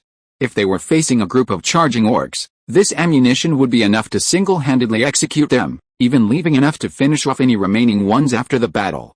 But now they were facing an enemy from the air, a damn flying monster with a pair of giant wings that appeared out of nowhere. Such fast-moving aerial targets were simply too much for a freshly minted soldier to handle, let alone accurately hitting their targets. Even if they emptied their magazine, they'd be lucky to get even one shot down. Everyone, attention. No one is allowed to fire without my orders. Benny quickly changed his strategy and spoke calmly. We must rely on the ice fortress's defenses and force them to descend to the ground for close combat. Otherwise, we have no chance of victory. Against the white expanse of ice and snow, the airship that had landed near the ice fortress stood out. The winged demon lizardmen, approaching rapidly against the biting wind, had no need to distinguish them. They instantly spotted the man-made structure protruding from the ground, clearly rising above them. These aliens, suddenly emerging from floating island number 2, seemed aware that the humans possessed powerful weapons capable of piercing soft armor and killing them outright. Therefore, they were very self-conscious, forming a highly dispersed formation, constantly shifting positions and maneuvering through the air as they gradually approached their target. Boss. 300 meters, the observer dropped his telescope and accurately called out the target's range. Are they about to throw spears? Focus on the target, Benny ordered without hesitation. If they raise their hands to concentrate their weapons, everyone dropped to cover. For now, they could only hope that the enemy's powerful spear attacks could be resisted by the solid ice blocks that formed the fortress above them. 200 meters. Watch out for the spears, everyone. Get down, get up. Get up. Fire. After a brief period of lying down and covering, Benny was the first to raise his head, roaring the command to fire. Without stopping, he aimed at the target charging forward in the air and pulled the trigger, emptying half a magazine in one breath. At a range of 200 meters, the magic gun bullets, nearly unaffected by wind and gravity, hurtled straight toward the enemy. Benny could even see the light reflected from the crimson crystal visors on the monsters' heads, and the pair of slender flesh wings spread out behind them, stretching 2 or 3 meters wide. Damn! They looked as disgusting and terrifying as oversized humanoid bats. Fortunately, the swift release of over 10 bullets had finally had some effect.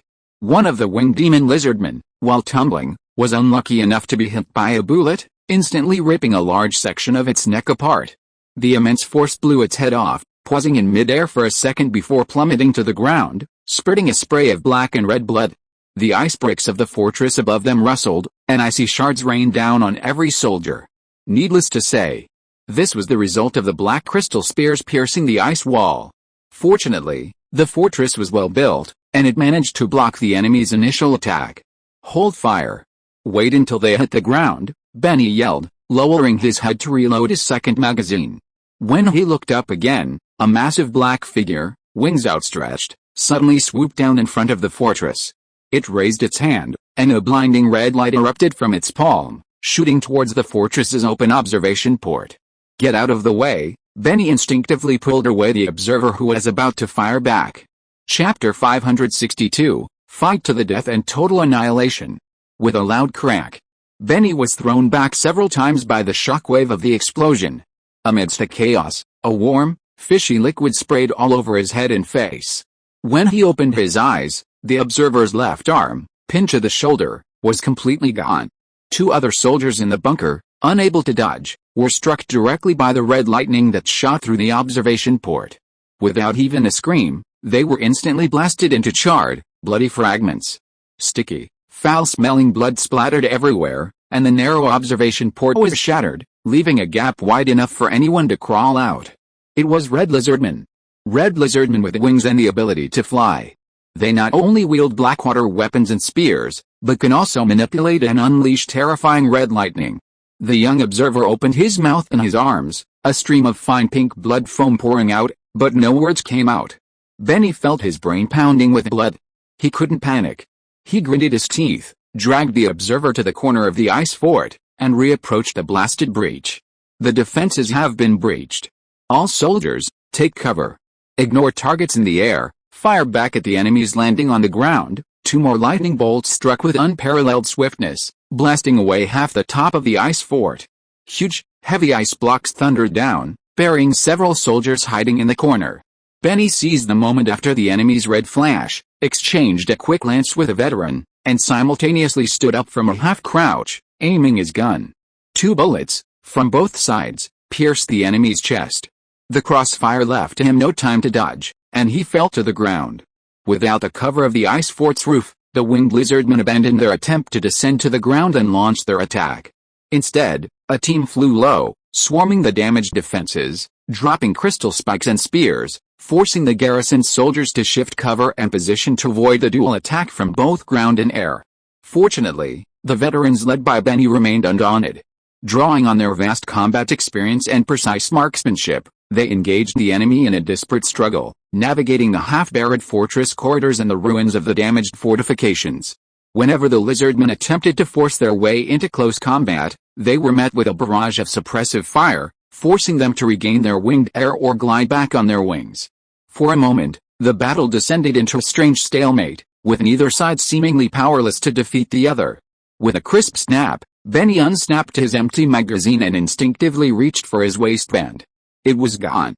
Only one magazine left.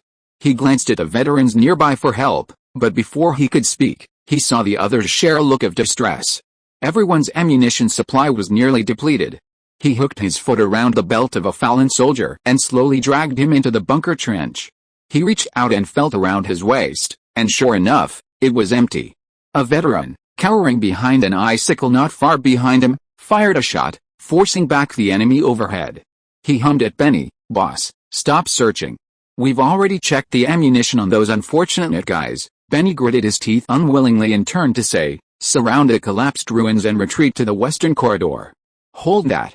That's where the alchemist communicator is, of the ice castle outpost, only the first floor, where the soldiers conducted daily activities and observed the enemy, protruded above ground. On either side, narrow, downward sloping corridors had been dug. One led to a deeper, buried supply pit beneath the ice, while the other led to a pit where the alchemist communicator was stored and used for nighttime rest. A connecting trench had been dug horizontally between the 2 pits. After the fort's first floor collapsed due to the lizardman's blast, most of the soldiers concentrated in this trench, engaging the enemy in a stalemate. They had to defend the 2 remaining downward entrances to prevent the lizardmen from directly invading the fortress. As the casualties mounted, the signalmen, who had been steadfastly guarding their communicators, repeatedly pleading for reinforcements, were forced to take up arms and join the defense. It dawned on Benny that they had been locked in a battle with this sudden, airborne enemy for over an hour. Why hadn't reinforcements from the surrounding scouting forts arrived yet? A ground force could cover 10 miles in less than an hour, so surely they should be here? A terrifying thought suddenly struck him. Could they not be the only scouting post under attack? Could these agile, flying winged lizardmen be launching a simultaneous assault on multiple surrounding ice castle outposts? The base headquarters probably couldn't respond to all the distress signals. Even if they dispatched the most agile airship squadron, it would probably be. His mind wandered slightly as an aerial enemy, seizing Benny's moment of delay, suddenly swooped down, a thick black crystal shield forming before him, attempting to force its way through the gap in the bunker. We couldn't let these monsters engage in close combat. Without needing orders, several soldiers raised their bayonets, already fixed, and with a unified shout, lunged forward. As their sharp, ribbed sabers pierced the enemy's midsection, their erected black shields instantly reshaped, coalescing into a cloud of razor-sharp black spikes that scattered towards the surrounding soldiers. The close-range barrage of black spikes was impossible to avoid. 3 soldiers grunted in agony as the black spikes pierced their bodies, pinning them to the trench wall. Blood flowed rapidly from their mangled bodies, and the entire trench was filled with a thick, bloody odor. Benny quickly recovered, raising his rifle again and headshotting another lizardman who was about to follow his companion's lead. However, the opponent's black crystal spear still grazed his shoulder, causing the immense force to cause his weapon to fall from his grasp, sending him tumbling into the tunnel. Just as he thought the following enemy was about to raise his hand to finish him off, a blazing white beam streaked from the distant sky, piercing through the body of an airborne enemy, severing it in 2. The beam then continued its momentum, before striking a second target. This wasn't the power of an ordinary sniper-type magic rifle. This was the power only spellcasters and bloodline warriors could wield, the magic Barret. Benny felt his blood surge, his body filled with an inexplicable power. He took the hemostatic ointment thrown by the medic and pressed it against the wound on his shoulder. Shakily, he stood up and looked towards the base's headquarters. In the distant sky, hundreds of airships were rushing towards their location in a mighty manner. Chapter 563 Air Combat Mage. More blazing beams of light shot out from a distant cluster of airships, each one striking with impeccable precision a winged lizardman hovering above the ice castle outpost. While not infallible, the magic barret's immense kinetic energy meant that even a single glancing blow to foe's body would cause them to explode like a ripe watermelon. For a moment, the sky seemed to rain down a hellish rain of shattered flesh and blood, dripping crimson onto the ground, creating blossoms of death on the pristine white snow. A high-level spellcaster, his graying beard and semi-metallic body, barreled down like a cannonball. His heavy mechanical hull crashed to the ground, sending several foes still struggling in the snow flying back into the air. It was none other than the Emperor's chief magical advisor, high-level transfiguration mage Duncan. Duncan folded his long, gleaming silver metal wings, raised his magic revolver, and with a single shot, he dispatched a nearby lizardman struggling to rise. He then unleashed a swift arcane storm, engulfing the fleeing foe in a raging tornado of magic, ripping it to shreds. Thanks to the fact that magical weapons require no prior mana channeling, no time-consuming spellcasting or to matching spell materials, the shapeshifter could maintain his transformed form while unleashing instantaneous spells with impunity, unleashing a near-perfect combination of ranged and close-range combat strategies. This newfound combat style made Duncan feel even more at ease. The Eye of Illusion, also infused with his lifelong training, launched a more purist attack against the lizardman. He even forgot the traditional close combat of cloaking his form. Aided by mana synchrony and the constant flow of mana from the astrolator, he could seamlessly utilize the Barrett's high-frequency fire, unleashing devastating blows without pause. The other spellcasters in the airship squadron followed suit, but due to the limits of their mana reserves, they needed to be replaced immediately after each shot, then replenished with the corresponding magic stones. When Benny led the wounded soldiers out of the bunker trench, they found the enemy outside completely annihilated. The battlefield was a bloody mess, and even the entire bodies of the fallen lizardmen were hard to find. Head Chief Advisor, Benny recognized the distinguished old wizard before him and quickly bowed. Our reconnaissance airship was suddenly attacked by the floating islands. Those winged monsters have pursued us all the way here, forcing us to request reinforcements from the base. He hadn't anticipated not only the massive air support from the base, but also the fact that every one of these reinforcements was a robed, elegant spellcaster. Besides Lord Duncan, who had stood behind the Emperor during his coronation, there were also two high-ranking special operations advisors, Mr. Illusion I and Ms. Astrolator, who were active in the military daily. The rest of the men's robes were embroidered with the insignia of the Academy of Magical Sciences and the School of Spellcasters, proving they were at least mid-level spellcasters. Oh. Benny had also met that pale, bluish-green man, his skin speckled with corpse marks. He was Mr. Black, the necromancer who frequented the River Valley outpost and enjoyed scavenging the corpses of fell orcs. Why had such a large number of spellcasters suddenly appeared at the IC exploration base? If they hadn't arrived to reinforce him, their small garrison, short of ammunition and supplies, would have likely perished at the hands of the winged lizardmen. The Spellcaster Academy and the Academy of Magical Sciences had originally chosen the IC base as the location for a combat exercise. We didn't expect to receive your call for assistance upon arrival. Duncan frowned at the scattered corpses of the alien race and said gravely, "We've arrived at a perfect time. The lizardmen truly possess hidden combat capabilities. These individual combat units, capable of flight, have never been seen in previous skirmishes." Further airships landed one after another, and the necromancers, overjoyed at the treasures scattered across the ground, immediately began to collect them. White and Black pulled a few soldiers aside for a brief inquiry, then approached Duncan to discuss the matter. "Sir Duncan, could these lizardmen, who possess both flight and the ability to control both black water and red light, be the evolved forms His Majesty mentioned?" The old wizard pondered for a moment and said carefully, "It depends on the results of the subsequent autopsy experiments on their corpses. Whether it is the sudden appearance of air defense measures on the floating island or these new winged creatures, we were caught off guard. I am worried that the enemy has more means waiting for us that have not yet been used." After that, he turned to Benny, who was shrinking on the spot and suppressed like a quail by the momentum of a group of spellcasters, and patiently ordered, "We will take you back to the base now. You must immediately write a report of everything that happened in today's battle and submit it to His Majesty in detail. Don't miss any details." Benny nodded repeatedly. He had just escaped death and was about to face a more severe test of his cultural level. His face was wrinkled even more than when he was injured. Then, suddenly remembering something, he hurriedly said, "My lords, please immediately dispatch airships to the remaining ice castle outposts. I suspect they've also been attacked by the winged enemies. When the battle first broke out, they had used the alchemy communicator to send a distress signal to the surrounding fortresses, but received no response." Benny had every reason to believe that this targeted attack wasn't just directed at them. Duncan nodded and immediately ordered the Eye of Illusion and the Astrologer to regroup the battle mages. They then commanded nearly half of the airships to take off again, speeding towards the remaining fortress outposts. "If all the soldiers stationed at the outposts are evacuated, how are we going to monitor the movements of floating island number 2? Benny glanced angrily at the wound on his shoulder and the countless casualties among his subordinates, his face bitter. A small reconnaissance airship can only carry 5 ordinary scouts. Even if everyone is equipped with a gun and ammunition, there is no way they can successfully escape from the extremely fast swarm of winged lizardmen.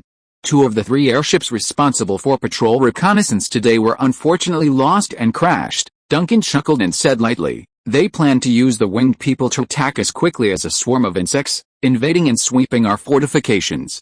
Can't we follow suit and send out an aerial combat unit of the same size?"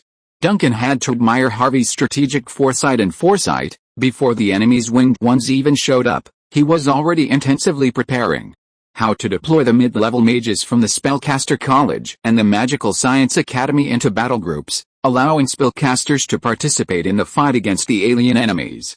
As transcendents who manipulate magic, working alongside mortal soldiers against the alien guards has been their responsibility and obligation for thousands of years.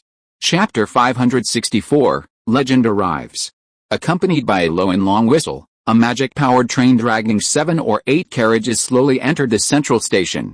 Finally, guided by the flashing magic stone lights on the platform, it stopped at the crowded platform number 1. A middle-aged man with a carefully trimmed short beard, a thin and upright figure, and a neat and straight double-breasted gentleman's suit slowly got off the train, raised his hand to take off the top hat on his head, turned around and said to the short old man who was 2 steps behind him, "Sir, we are here." The short old man shook his slightly wrinkled classical bachelor's robe, looked around with his nose raised, and complained without any regard for his manners, "It's full of the rusty smell of metal and alchemical creations. It's pungent and unpleasant. It's as torturous as diving into the chief laboratory of the Exploration Society." Fran McCollin couldn't help but roll his eyes secretly, thinking to himself, "Didn't you actively refuse to reach Spark City directly through the long-distance teleportation array, and had to go through the trouble of being teleported to the Jinhu City Federation branch first, and then take an armored alchemical ship to Grizzly Castle, and finally board this new magic-powered train, and come here with such a bumpy and troublesome journey?" The pretext was a desire to fully experience the new magical kingdom created by MR Agent, and its advanced and incredible magical technology. The group paused only for a moment when a group of uniformed northern officials approached from a distance, their leader a familiar face. Dawson raised an eyebrow and said teasingly, "I've seen you before, young man." Brother Quinn's former proud student, Chris Bird, correct. Unexpectedly, his name would impress the Union's legendary leader. Flattered, Chris bowed and said sincerely, "Your Excellency, welcome to the North. I'm here to greet you by order of His Majesty the Emperor." "Oh? Mr. Agent, are you planning to meet me as the ruler of a nation?" The legendary leader curled his lips and said calmly, "I don't have any entry documents issued by LAM. I was just planning to see an old friend. I didn't expect such a formal ceremony. Are you going to expel me for violating the regulations for a spellcaster meeting with a foreign monarch?" Fadden coughed awkwardly repeatedly, realizing that it was the chief's eccentric personality that flared up again, and he made some inappropriate jokes in a sarcastic tone. He quickly stepped forward to smooth things over. "Ahem, Mr. Chris, this is our first visit to the North, and we've seen so many novel magical creations along the way. I'm afraid that Spark City will become the second magical capital comparable to Alea in the future." He covered his hat with his hands, saluted Chris with standard and impeccable ancient wizard etiquette, and suggested in a gentle voice, "We've also traveled a long way for many days. Why don't we?" Chris, who was also embarrassed in the same place, came to his senses and said suddenly, "Yes, yes, yes. The chief and gentleman have worked hard on the way. Why don't you follow me to the welcome hotel in the city to rest and wait for tomorrow?" "What tomorrow? The sun has just shone overhead. Let me go to see your emperor first." Dawson finally couldn't bear it any more, his temper exploded, and he urged with his head held high. Chris's heart skipped a beat as he suddenly realized the man standing before him wasn't just some high-ranking wizard casually dispatched by the Union on official business, but one of the three chiefs, the legendary master of the arcane, Soren Dawson. Having spent the past few years in the north, accustomed to interacting with officials who were once high-ranking spellcasters, he'd somewhat forgotten the strict hierarchy within the Union and the Southern Territories' spellcasting organizations, and subconsciously adopted a businesslike air. This lord was rumored to have a fiery temper and a reputation for disliking convention. If he truly angered him and started a riot, he wouldn't be able to demolish the entire Grand Central Station. His Majesty personally inviting him to Spark City was like inviting a walking alchemical powder keg. The task of hosting him was like handling a hot potato. In a panic, he suddenly remembered the casual words of His Majesty when he received the arrangement. Chris hurriedly bent down, moved in front of the red-nosed old man, put on a flattering smile and said, "Your Excellency Chief, I was rude just now." His Majesty also said that there is no need for too many formalities when receiving old friends. He is currently in the magic laboratory and cannot get away. He said that when I pick you up, I will ask you if you plan to go directly to his laboratory to see the new gadgets, or to rest for a while in the villa prepared for you at the Spellcaster Academy. Dawson squinted his eyes and paused for a moment, then nodded with satisfaction. That's more like it. It's my fault that I didn't tell him the arrival time in advance. Since he is dealing with experiments, take me to the laboratory. As a traditional research spellcaster who has not undergone physical transformation, his old bones have indeed been bumpy all the way, but he is not so weak that he needs to rest immediately. Chris nodded repeatedly, giving Shield a look of relief. He quickly led them aboard the waiting open-top alchemy cart and drove off to the city. Tisk, those guys patrolling with silver metal clubs on their backs are mortal soldiers equipped with magical weapons, right? What's the difference between that magic gun they carry and the annihilation gun they sold us? Mortal soldiers can't sense magical fluctuations. If a magical weapon malfunctions or breaks in battle, how do you deal with it, huh? What's that thing on your waist? Take it off and let me see it. Chief Dawson, like a curious child, looked around like a legendary spellcaster, his barrage of pointed questions agonizingly painful. Seeing Mr. Shield sitting beside him, his head turned away as if nothing had happened, completely oblivious to Chris's plight. Chris felt like he was about to burst into tears. Isn't Mr. McCollin a close friend of His Majesty? Could he simply turn a blind eye to the torture endured by His Majesty's loyal subordinates? With a resigned sigh, Chris unhooked the magic revolver from his waistband and respectfully handed it to the chief, explaining dryly, "This is a new type of magical weapon, easily portable. It can be used as a substitute for spellcasting in emergencies when a spellcaster runs out of mana during battle. It's incredibly effective in close combat." Dawson raised a brow and took the revolver. Without waiting for Chris's explanation, he automatically rotated the honeycomb magazine on the gun and primed it. Then, amid the gasps of the passengers, he pointed the gun at his own hand and pulled the trigger. Bang! A thunderous gunshot followed, and the alchemy wheel, startled by the suddenly startled driver, slammed to a halt on the wide road, stopping sideways in the middle. Chris opened his eyes tremblingly and found a bullet fired from a gun, spinning non-stop in the chief's broad palm, unable to break through some unknown invisible barrier and truly penetrate his palm. Dawson clenched his fist, holding the bullet easily between his fingertips, and chuckled softly, saying, "Can it replace spellcasting?" The sudden sound of a gunshot immediately attracted the attention of a patrol team of police officers on the street corner. Two patrolmen, one hand waving a steel baton, the other hand covering the gun pouch at their waist, rushed over with three guard alchemy beasts. Who is shooting randomly on the street? Chapter 565 Talent Introduction. Just think of it as a warning to me. You shouldn't shit yourself in front of so many people on the street, right? Harvey took off the protective mask covering his head, turned around and said helplessly. The legendary chief shrugged and walked to a row of long metal tables against the wall of the laboratory. He admired the exquisite magical creations on the table and talked about other things. What do you mean by showing off? It's just a harmless joke. Mr. Agent, The officers under your command told me that the magical weapons of Spark City have been updated with several models, but why is the Annihilation gun sold to us still the original old model? Harvey was stunned for a moment and spread his hands. This is not my fault. It is the Exploration Society that is responsible for assembling the finished product. The rune core casting technology of the weapons was also delivered to them without reservation. The supply of bullets has never stopped. Even if you have any dissatisfaction, you should go to Mr. Mirrorman and others to reason. You know very well that their alchemy technology can't compare with the level of your laboratory. Dawson snorted heavily. You even shared the soul refining technology with them through the forum. Now all the minds of the Quinn brothers are tightly grasped. How can they have the energy to improve weapons for the Federation? The old man's thoughts grew increasingly irritated, but he couldn't lash out at Harvey, so he could only angrily change the subject. What's the situation with the aliens now? You've fought them numerous times already. Harvey nodded, activating the magic stone recordings of several battles and showing them to Dawson one by one. As the recordings played rapidly, the chief's expression gradually shifted from calm to sullen, finally frowning in deep thought. So, they might possess the ability of evolution and imitation. Dawson still found it hard to believe. Why do you think they must have evolved? Perhaps they're deliberately hiding their strength, plotting in secret. I hope so. Harvey shook his head helplessly. But the facts prove that, from my exploration team's initial encounters with them to the frequent skirmishes that have broken out recently, the enemy always quickly reveals new combat units and countermeasures after setbacks. This wasn't something that could simply be explained away by concealing their strength. Harvey then opened the massive specimen jar leaning against the wall, revealing the crudely stitched together corpse of a winged demon lizardman within. Look, this is a brand new combat individual from their most recent battle. It can manipulate black water, emit red light, and grow flesh like wings. It's a truly perfect combat creature. Dawson instinctively rubbed his reddened nose, peering closer for a moment. A stitched together black and red lizardman? I've never seen anything like it in their fragmented thoughts.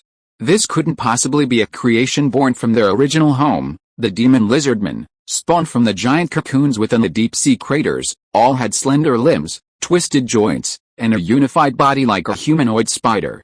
None of them had wings from birth. They underwent a fusion transformation within the floating island fortress, Harvey asserted, narrowing his eyes. As someone who grew up immersed in modern technological warfare, the importance of air superiority is undeniable. Whether it's pre-battle reconnaissance or mobile reinforcements, the side with air superiority always holds the initiative.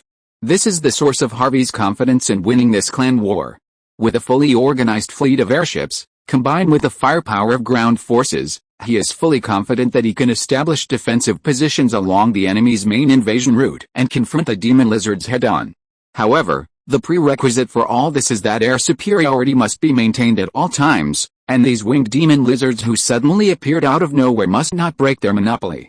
So, you're trying to recruit high-level battle mages with flight abilities from the Union? Dawson hesitated at the thought. I'm afraid that won't be easy.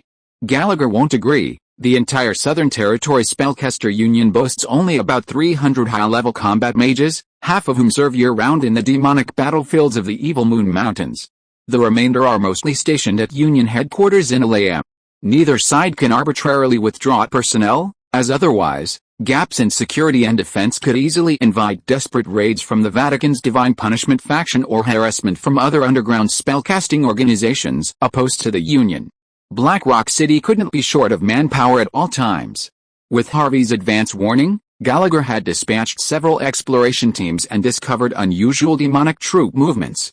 An unexpected and difficult-to-resist enemy must have emerged in the north, forcing them to withdraw their defenses and return to their main base north of the Divine Spine Mountains.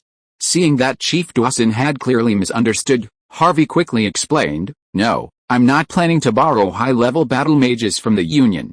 In fact, these individually powerful spellcasters don't really fit in with their overall strategic plan." The Union's situation in Black Rock City was a prime example. High-ranking spellcasters, oftentimes, didn't strictly follow combat orders like mid- and low-level mages. Their diverse backgrounds and factions made it difficult for them to truly unite and confront enemies regardless of gains or losses. Harvey had no interest in these individuals, accustomed to fighting on their own. "I'm looking to recruit mid- and low-level mages, regardless of whether they're combat or research spellcasters. The compensation will be generous. I don't think any of them would refuse the rewards of high-quality magic stones and rare spellcasting materials, right? As soon as these words left his mouth, Chief Dawson was completely stunned. Mid to low-level mages? Research-type spellcasters are accepted too? They haven't even mastered the art of flying. What are you going to use to deal with those winged beings? We have airships that can replace individual flight spells. What we lack now are air combat mages who can control the airships and take care of aerial combat at the same time. Harvey had actually already secretly started making preparations for the preparation and establishment of the Magic Air Force in the north. The Spark City Spellcaster Academy and the Academy of Magical Sciences had also sent mid to low-level mages to participate in several joint exercises. However, both departments were newly established wizard institutions in the north, and the number of mages was far from what Harvey had expected. In the recent rescue operation of the Ice Sea Sentinel alone, more than 100 airships and less than 300 air combat mages were almost all they could send. Chapter 566, The Transformation of Magic. With the help of the Federation's reputation, it's not difficult to recruit low and mid-level mages. Dawson pondered for a moment, then slowly nodded in agreement. Apart from the spellcasters who already hold specific positions in the Federation, there are nearly 10,000 low and mid-level mages registered with the Federation in the entire Southern Territory. But they may not be willing to work for you. He paused, looking at Harvey meaningfully. They are different from the civilians you recruited with generous salaries and houses and land. Worldly wealth and status cannot easily impress these people. Even the Federation can only provide nominal restraint and management. This is why the conservative faction in the Federation chose to secretly cooperate with the Church to suppress spellcasters, and actively monopolize the trading channels of magic stones and spellcasting materials in the Southern Territory. If such control measures were not exercised openly or covertly, these spellcasters with paranoid or fanatical personalities and individual strength beyond that of mortals would surely cause countless chaos in the secular kingdom. Harvey shrugged indifferently and said calmly, I am only responsible for offering favorable conditions, but I don't force them to join. Among the huge number of mid and low-level spellcasters in the Southern Territory, there will always be people who are tempted by this and choose to join. If the way from the Federation doesn't work, he can also turn around and find Earth favored and start from the High Wizard Council. High-level battle mages are indeed rare and precious, but low-level two-legged ones are everywhere. Why are you so obsessed with using spellcasters to form an aerial battle group? Dawson asked, regaining his composure. Those airships you provided us, with enough of that special liquid magic energy, even mortals without any spellcasting abilities could soar high into the sky? Harvey chuckled, gesturing to a pile of disassembled firearm parts in front of the lab bench. This is why I've been stuck in the lab all this time, a mass-produced version of the magic Barrett, wieldable only by spellcasters. Dawson quickly approached, bending over to examine the pile of clearly newly cast weapon parts. What's the difference between this and a magic gun? A weapon that could be mass-produced by mortal soldiers was surely the most practical and conducive to mass production. Strictly limiting its intended target population negated its greatest advantage in firepower. This is a decapitation weapon.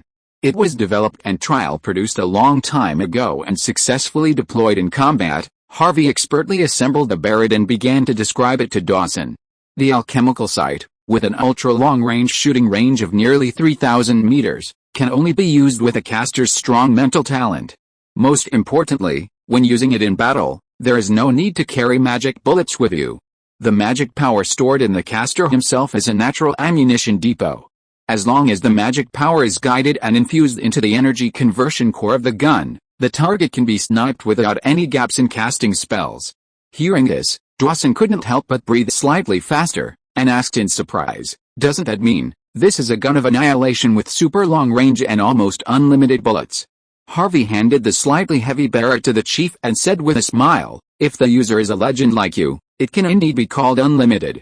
Ordinary low-level ones still need to stop and rest after every few shots, replenishing their magic power through magic stones or drawing magic power from meditation. Dawson didn't say much. Following Harvey's instructions, he raised his gun and fired a test shot at the wall, instantly smashing the solid obsidian target 200 meters away into pieces. This alchemical sight installed on the gun body uses an improved positioning magic rune? No. There are some ancient inscription symbols expressed in it. It's a genius idea, The legendary chief suddenly realized from the bottom of his heart that with this extremely simple and crude magic weapon, the spellcasters in the past who had exhausted their energy to improve their original spells, all kinds of complicated and lengthy spell pre-swings and ritual preparations would probably be completely eliminated and abandoned. Individual combat between spellcasters is inherently about the ultimate pursuit of speed, but the weapon in Harvey's hands seems to elevate this truth to its extreme. I never imagined that with the development of magic to this day, the primary focus of future research and training for the new generation of spellcasters would be on storing and accumulating ever greater magical power, and developing unparalleled precision. The magical weapons Harvey possessed already nearly completely degraded spellcasters from the realm of transcendence, and now this custom weapon, named Barrett, would render spellcasting rank irrelevant. After personally handling it, Dawson was certain that even a single shot from a low-rank spellcaster could inflict near-fatal damage to an unsuspecting high-ranking one. The order and glory of the magic tower would be utterly disrupted, spellcasters becoming indistinguishable from mortals, and the rank titles that denoted their power and wisdom among mages would cease to hold true meaning. Dawson's fingers gripping the spear twitched involuntarily. Mick Holland, Chris, and the others had been left on the castle's ground floor to avoid interrupting the private conversation. He and Harvey were the only two in the lab, along with dozens of alchemical artifacts stagnant against the wall. He held the only fully assembled Barrett in his hand, while Harvey stood only 3 meters away. A chill ran through the legendary mage's heart. This sudden, terrifying thought was like the chaotic whispers from the magical web and the depths of the alien realm that had plagued his mind during his ascension to legendary status. No alien enemy, no united front, could compare to the intense sense of danger and oppression brought on by this pale, frail, and thin young man before him. A freak of magic. A voice suddenly sounded in Dawson's mind. Maybe he had a chance to reverse this wrong development path. He just needed to raise his gun, aim, and gently pull the trigger.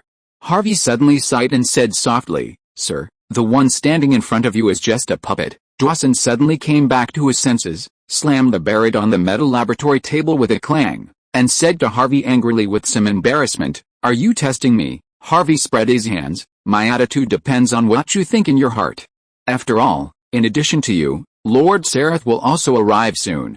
2 legendary chiefs descended on Spark City at the same time. Harvey could not help but prepare and treat it with caution. If they really got carried away, facing tens of thousands of Northern Army equipped with magic weapons, they might choose to retreat, but it would not be difficult to pinch himself to death before withdrawing. Despite being called legends, they still possess human emotions and desires, swayed by stubbornness and prejudice. Each of them is backed by vast clans and organizations. The conflicts of interest and ideologies involved simply can't be smoothed over by Harvey's fleeting slogan of a united front or a signed cooperation pact. One must be wary of others. If you are listening to this novel on a channel other than Fanfic World, it means it was downloaded and re-uploaded without effort. We warmly invite you to visit our channel, Fanfic World. There you will find the original version of this story and many other novels of various genres. We look forward to seeing you dive into a world of incredible novels. Chapter 567 The Chief's New Prison. Standing a full 12 meters tall, the obelisk, seemingly carved from a single monolith, bore the inscription Spark Monument on its base, while the monument itself remained blank. Dawson followed Harvey off the alchemical wheelbarrow and stood before it, speechless. Compared to the magically radiant statue of the Heart of Mystery at the Alea Federation headquarters, this obelisk was noticeably more rustic and unadorned. It possessed a profound, silent beauty. What truly captivated him was the towering structure that had recently been completed behind the obelisk. As far as the eye could see, it stretched nearly 100 meters. Countless multi-legged alchemical beasts scaled the roof, replacing the manual labor required to complete the final roofing work. Several airships hovered 100 meters in the air, systematically transporting the final finishing touches to the structure's crown under the command of ground personnel. In just half an hour, the final piece of the magnificent structure had been completed. A stocky, middle-aged man with a plain face and a comically round iron helmet trotted up to Harvey and Dawson. The hem and collar of his tan uniform were unseemly stained with dust and dirt. Only a black iron badge on his chest remained pristine and gleaming, with an empty ribbon button next to where it would have hung. Dawson couldn't help but squint, observing with interest a mortal before him, devoid of any magical energy, a mortal who held honor in high regard. "Your Majesty, the construction department has lived up to your expectations." The first phase of the building construction has been officially completed ahead of schedule. The second phase will commence immediately after the spring plowing, Harvey proudly boasting of his achievements and accomplishments to the Emperor. Harvey nodded with satisfaction and casually asked, "Has the interior of Building 1 also been completed?" The construction team cleared the site and evacuated yesterday. All the interior decoration, lighting, and HVAC are in place. Hiruti's report was concise and straightforward. After a few words of explanation, he led his subordinates away without hesitation. Dawson chuckled and teased, "Your followers don't seem to be asking for a reward right away. This construction, comparable in scale to the legendary Mage Tower, must have taken a long time.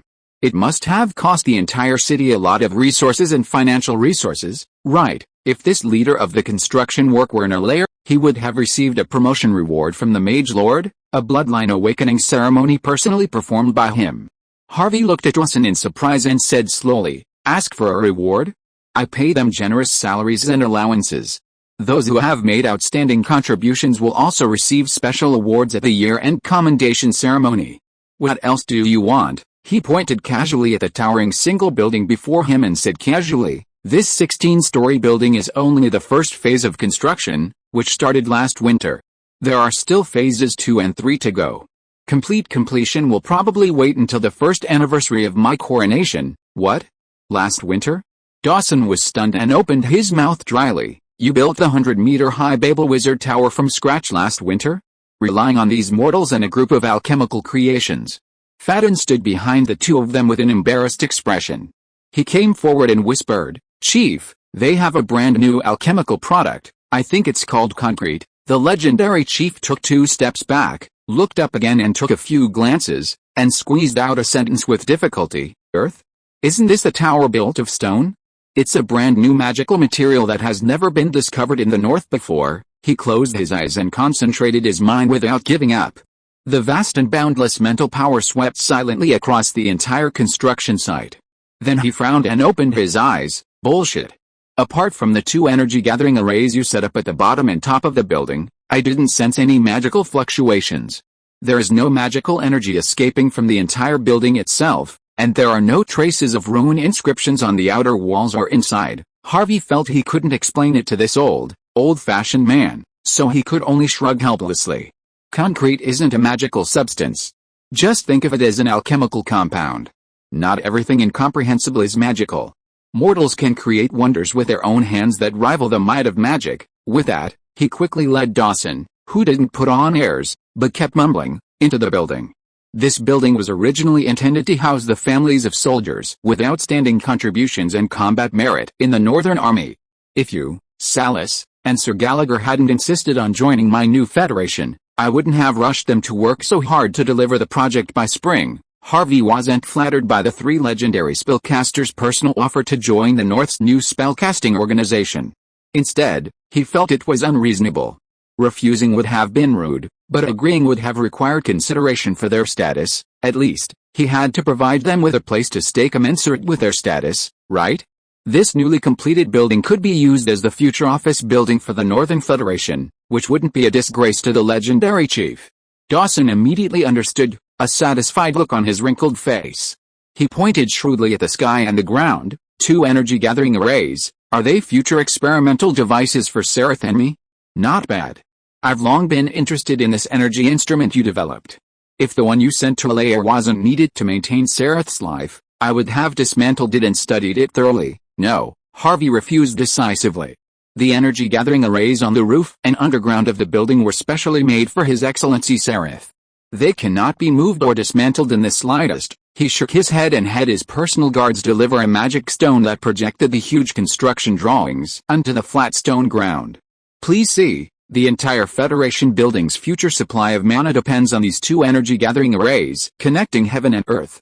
Furthermore, Lord Sereth, if he wants to move freely within Spark City, he must rely on the wireless mana transmission of the energy-gathering arrays to continuously draw immense amounts of energy from the magic network." In short, Harvey cleverly exploited the 3-way transformation properties of magic power to directly bypass the spatial barrier and embed energy transmission lines within the magic network.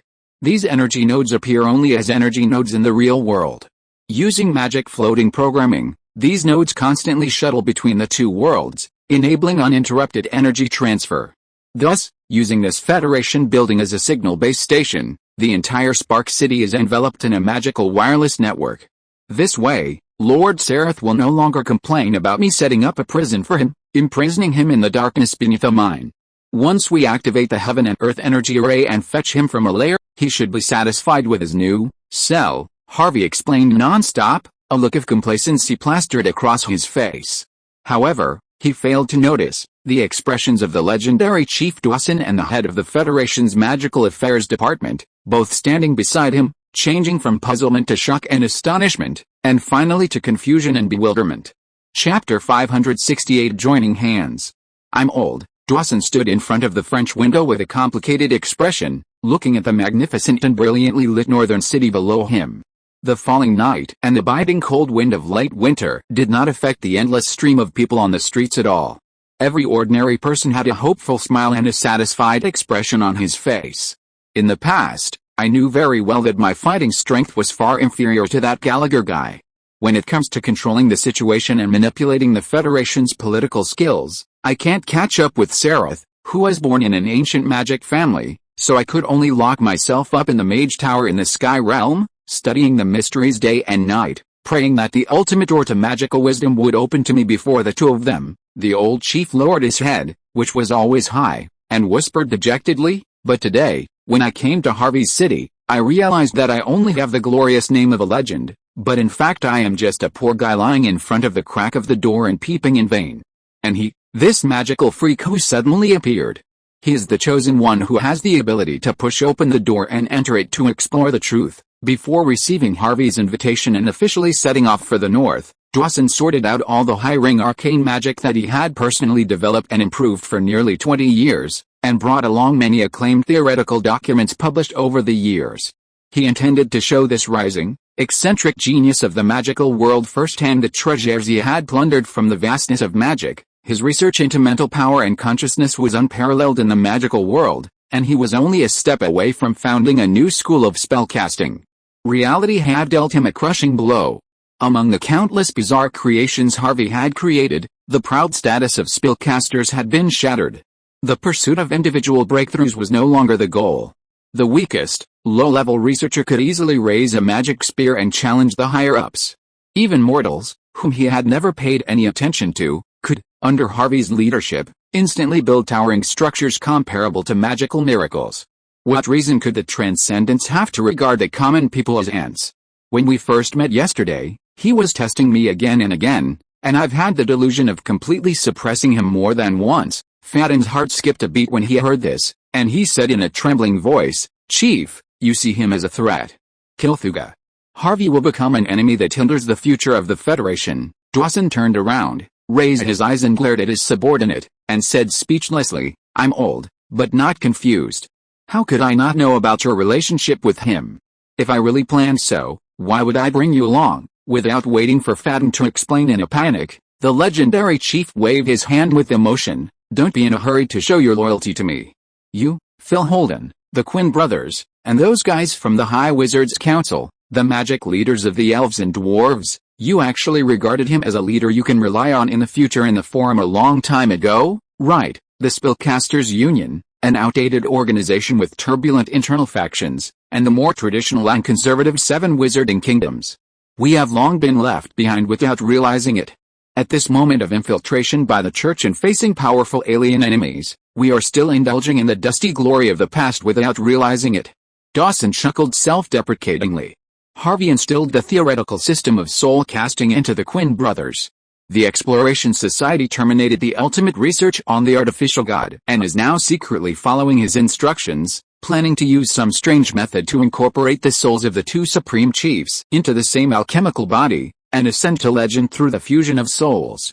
Do you think the 3 of us are completely unaware of this? Faden lowered his head in embarrassment, completely relaxed and leaned back on the sofa, and whispered, "Harvey believed that you would choose to acquiesce, so we don't have to hide it too much. Of course he is unscrupulous." Dawson breathed a sigh of relief as if he had accepted his fate. "Of course he knows how to exploit our weaknesses. He was the one who saved Seraph, and Gallagher is eagerly looking forward to him sending the weapons and war artifacts that the chapter urgently needs to Black Rock City. My research in the field of consciousness has reached a bottleneck, and I haven't made any progress in several years. If I am unwilling to open my mind and work with him, can I continue to move forward on the path of magic in the remaining decades of my life? Dawson grew increasingly furious. He slapped his thigh and declared, "Wait for Seraph to arrive. Wait for him to deal with this damn freak. I'm going to teach at his Spellcaster Academy." Huh? Shield was stunned. What else? Is this guy really going to send 3 of us old men to the front lines? I can't fly an airship. Why has Lord Dawson suddenly gone away? Harvey asked Shield with a frown as they ate. Shield took a sip. This northern liquor, infused with some magical herb, was rich and mellow. It significantly enhanced the spellcaster's mental focus, making him, who had previously refrained from drinking, quite fond of it. The chief said he had nothing to do before Lord Seraph arrived. Even if there was anything he needed help with, you could just go to the academy and let him know. He plans to stay at the academy in his free time to test the magical abilities of the younger generation in the north. Harvey rolled his eyes, wondering if he could really order a legendary spellcaster around. This giant Buddha was actively giving up, and he could only silently pray for the academy's low-level apprentices and international students. However, without the interference of the stubborn Chief Dawson, he was able to sit down with Mr. Fashield to discuss the specific arrangements for each forum member who had previously secretly contacted and agreed to cooperate and was willing to join after the official establishment of the Northern Union. You are aware of Mr. Mirrorman and the others' current situation. They haven't completed the first stage of their soul fusion advancement, so they can't leave to come to the north, Fashield said carefully. However, Son of Flame and Stormwalker have obtained the approval of Lord Gallagher.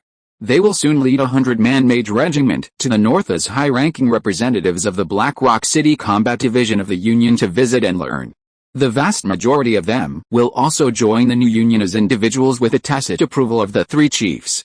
Harvey's generous reward for this is naturally the improved new Annihilation Lance, the highly maneuverable airship, and the promised supply of new magical weapons. Transmitting surplus strategic materials to the Southern Territory Spellcaster Organization in exchange for permission to import high-level magical talent was a sure win for both Spark City and Harvey. Under this collaborative model, which could be described as a concerted effort, the united front he envisioned would be a crucial step toward breaking the deadlock. Chapter 569 Beam Weapons. The winged demon lizards of Floating Island No. 2 have warned us that control of the sky will become the biggest vulnerability in the upcoming war between the 2 races. It might even be the only vulnerability. Harvey led the SHIELD team into the magic arsenal to introduce the new anti-aircraft weapon currently under development to their allies from the Federation. SHIELD had recently viewed footage of several battles between the Northern Army and the Demon Lizards and was particularly concerned about these sudden appearances of winged beings. In the past, during the protracted battles with the demons in the Evil Moon Mountains, spellcasters had faced off against alien enemies who also mastered flight. But demon ascendants were, after all, a rare and high-level force, far superior to the Demon Lizards, who could readily deploy hundreds or even thousands of aerial combat units. Their control of the sky was likely inferior to their opponents. A fleet of airships composed of spellcasters could achieve utter annihilation in a single reinforcement engagement, essentially relying on the principle of surprise. The magical Barrett's exceptionally long range and precise targeting severely compromised the mobility of those winged ones who chose to fly at low altitude or land directly on the ground, resulting in a devastating blow. However, the Barrett's drawbacks were also obvious. As the sole firepower support for airships, it was reasonably useful for reconnaissance and long-range sniping. However, its ability to be controlled only by spellcasters hindered its widespread adoption among the vast mortal army. Even proficient low and mid-level spellcasters would often exhaust themselves after only a few shots due to their limited mana reserves. Harvey considered this inability to establish effective firepower coverage a significant drawback. This was a fact that no amount of spellcasters sent by the Union or the 7 wizarding nations could mitigate or improve. Only the development of newer ground-based anti-aircraft weapons could address the blind spots and shortcomings of its limited firepower. Initially, we considered a modified version of the monomachine gun. Chris followed closely behind Harvey, introducing it to his allies with a certain smugness. But no matter how we tweaked it, we couldn't reduce its weight while maintaining its high-speed firing characteristics, Lifting a gun and base weighing a combined 200 kilograms onto an airship, along with the equally heavy ammunition belt, would significantly reduce the already limited payload capacity of the airship, significantly reducing its already efficient and agile flight capabilities. The recent Sentinel war at the Ice Sea base was a bitter lesson. The two airships, due to prolonged patrol and reconnaissance route, were running out of mana. On their return journey, they were suddenly pursued by winged beings. Unable to escape at their slow speed, they were forced to land and fight to the bitter end. Therefore, the idea of bringing the monomachine gun to the air was ultimately declared a failure. Aerial combat units needed a specialized weapon that was both easy to mount on airships and possessed extremely high firepower coverage. Beam weapons are our best option right now, Harvey shrugged. Beam weapons? Fadden was bewildered.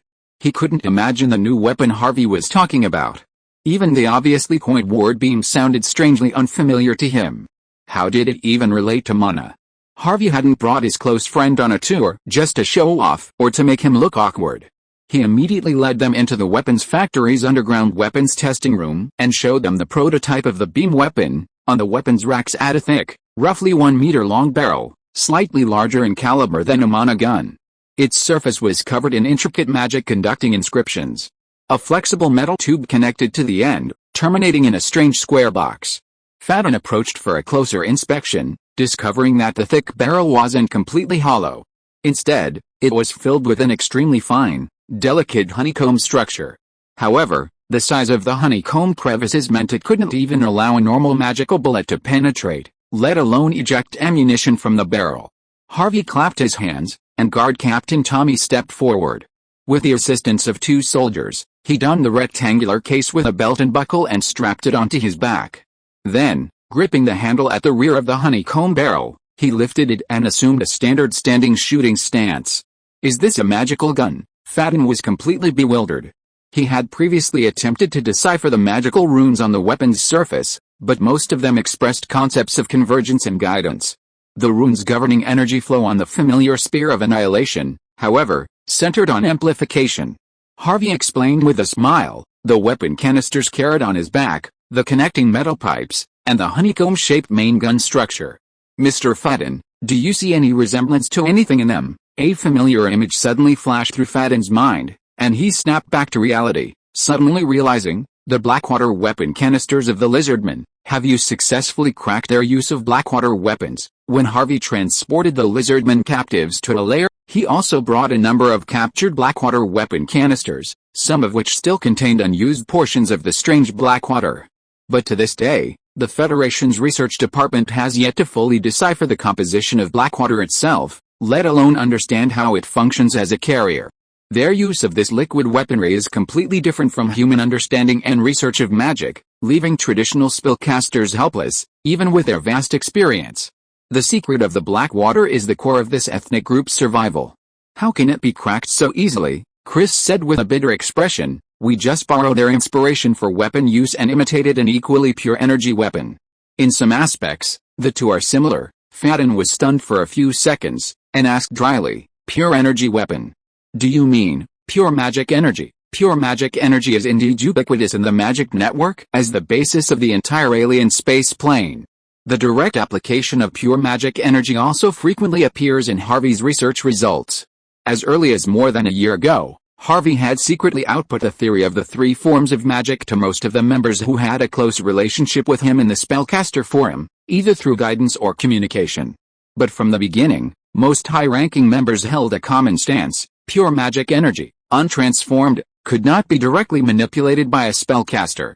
Whether it was the Annihilation Lance or the Magic Energy Lance, they essentially extracted gaseous magic energy from the magic webbing, transformed it into liquid form through a focusing array, and finally solidified it into solid magic stone ammunition. In other words, Harvey simply solidified the process of attacking and casting magic power into an external object called a magic weapon. Using the runes and construction patterns attached to the weapon, he replaced the caster's own magic patterns, granting a mortal the power to control the transcendental. Pure energy weapons. Even with Harvey, a genius freak, standing right beside him, Magic Shield still found it hard to believe. Chapter 570 Energy Barrage. Looking at Mr. Shield's face in disbelief, Harvey felt a mixture of laughter and tears. The traditional magic research methods of thousands of years ago had solidified their already exceptional wisdom and thinking to a certain degree, sometimes even failing to compare with a time traveler like himself, who had only received a dozen years of general education. Simply put, they grasped the depths of the mystical and transcendental world, but were unable to transcend its rules and broaden their thinking. Harvey didn't intend to elaborate further, seeing was believing. He glanced at Tommy, who was already prepared and eager to fight. Tommy immediately understood and turned to face the massive obsidian target several dozen meters away from the laboratory. The steel target, suspended high above the stone, was painted with a striking red mark. It was perfect for verifying weapon power, regardless of range. At a command, the captain of the guards pulled the trigger without hesitation. A beam of blazing white light burst from the barrel, shooting straight towards the nearby steel target. The thought, "The firing rate isn't that fast," flashed through Faden's mind before the massive beam of light disintegrated into countless tiny points of light, like a giant fishing net woven in the air, enveloping the target several meters in diameter like water. The blazing light from the instantaneous contact between magic and metal forced everyone to close their eyes and duck. A crackle, no less deafening than a burst of magical machine gun fire, reached his ears. Faden knew it was the steel target breaking and disintegrating. As he looked up and opened his eyes, sure enough, the pure steel target, a finger's thickness thick, cracked with spiderweb-like patterns under the beam weapon's energy. Unable to withstand its own weight, it peeled directly from the wall. Is this how energy weapons attack? Harvey nodded, a look of slight dissatisfaction on his face. The diffusion area is still not large enough, and the range is not optimistic. We need to further adjust the weapon's energy core model. If it weren't for confidentiality, the test firing in a wider outdoor area would have been more effective, at least demonstrating its striking range of nearly 500 meters. This is just the firing effect of a single weapon. If fully equipped on a floating airship, with a weight of less than 30 kilograms, it would be enough for a reconnaissance team of 3 airships to form a dense anti-aircraft fire network. This fire coverage is entirely dependent on the firing angle. As long as the operator of the weapon is not blind, it is almost impossible for an enemy target with flying capabilities to evade the attack. What surprised Harvey the most was that this pure energy beam had no physical body, no ballistic drop during firing. It could almost be applied like water, covering whatever it was aimed at. Chris quickly added, "Originally, we were also developing a beam sight, to assist casters with less advanced marksmanship, allowing them to use it to guide their weapons. However, recent weapon tests have proven this to be unnecessary." Harvey saw this thing as no different than a shotgun blasting an enemy's mouth. It didn't require precise targeting, and its damage coverage was already wide enough.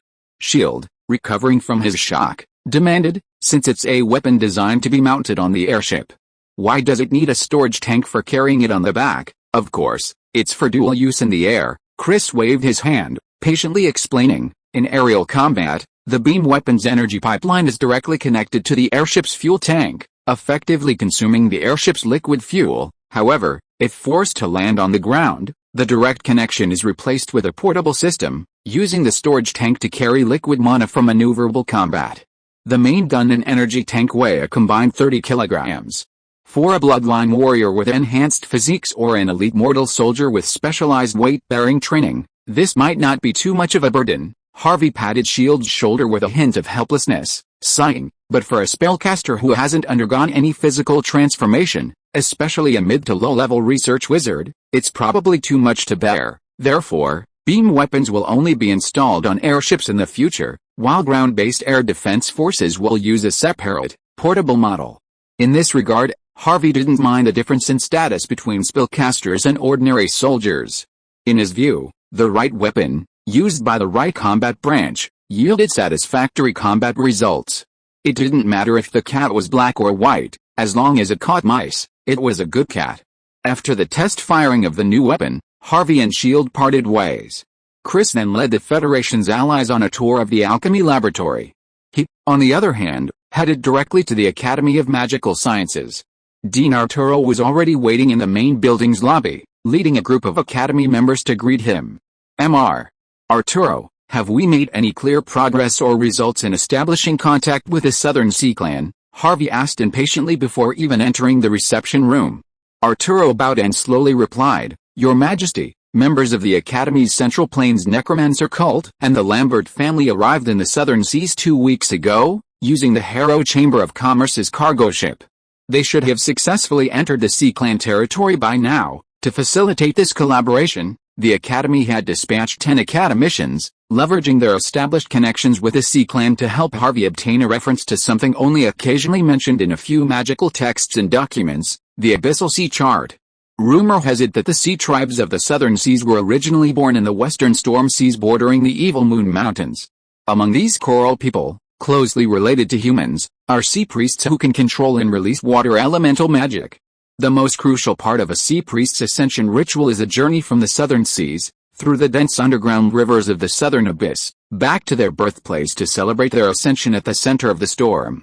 Driven by centuries-old traditions like the migratory flow of sturgeons, each coral archipelago settlement maintains a unique sea chart, sharing some submersible routes with other tribes or forging new, unique routes.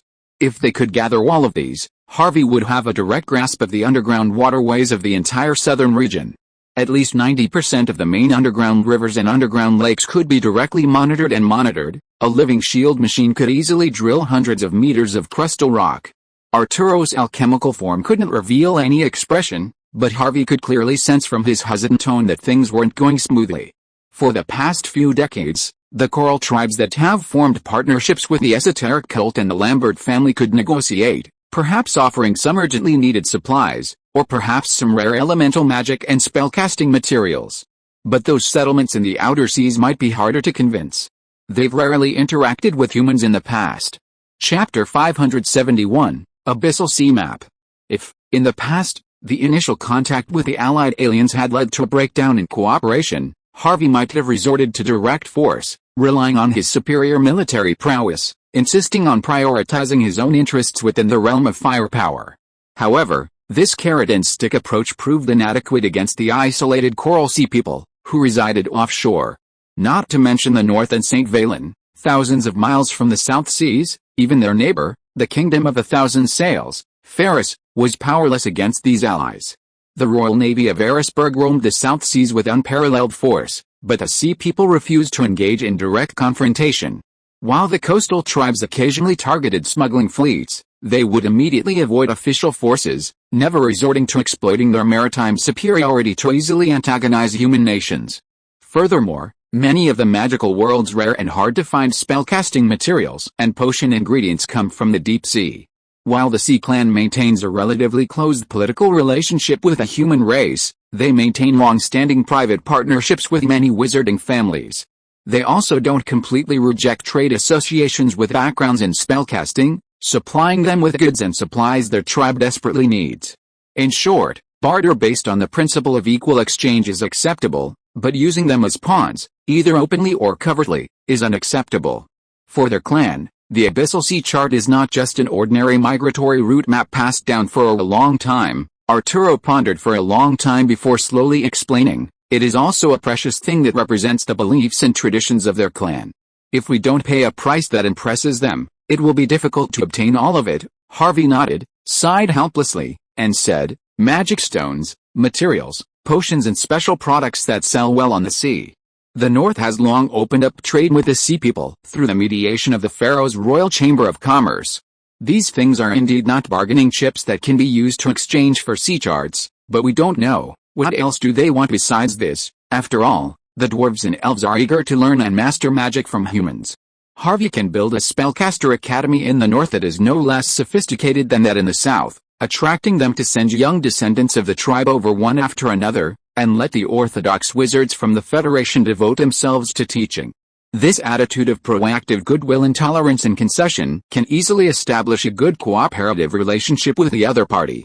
It was precisely because of this that he was able to borrow the extremely rare golden tree heart and earth crystal core from the two tribes with just a single word.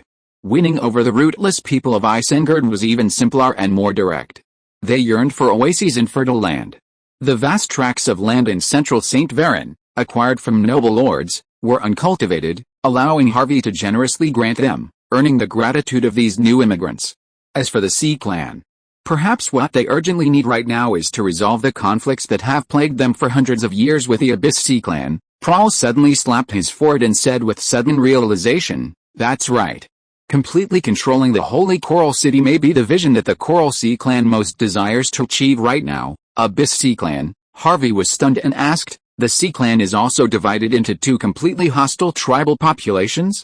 I have never heard of it before, Elder Sirius, the oldest and more knowledgeable of the three, hurriedly explained. It is normal that your majesty does not know. The human race in the southern border has always known very little about them.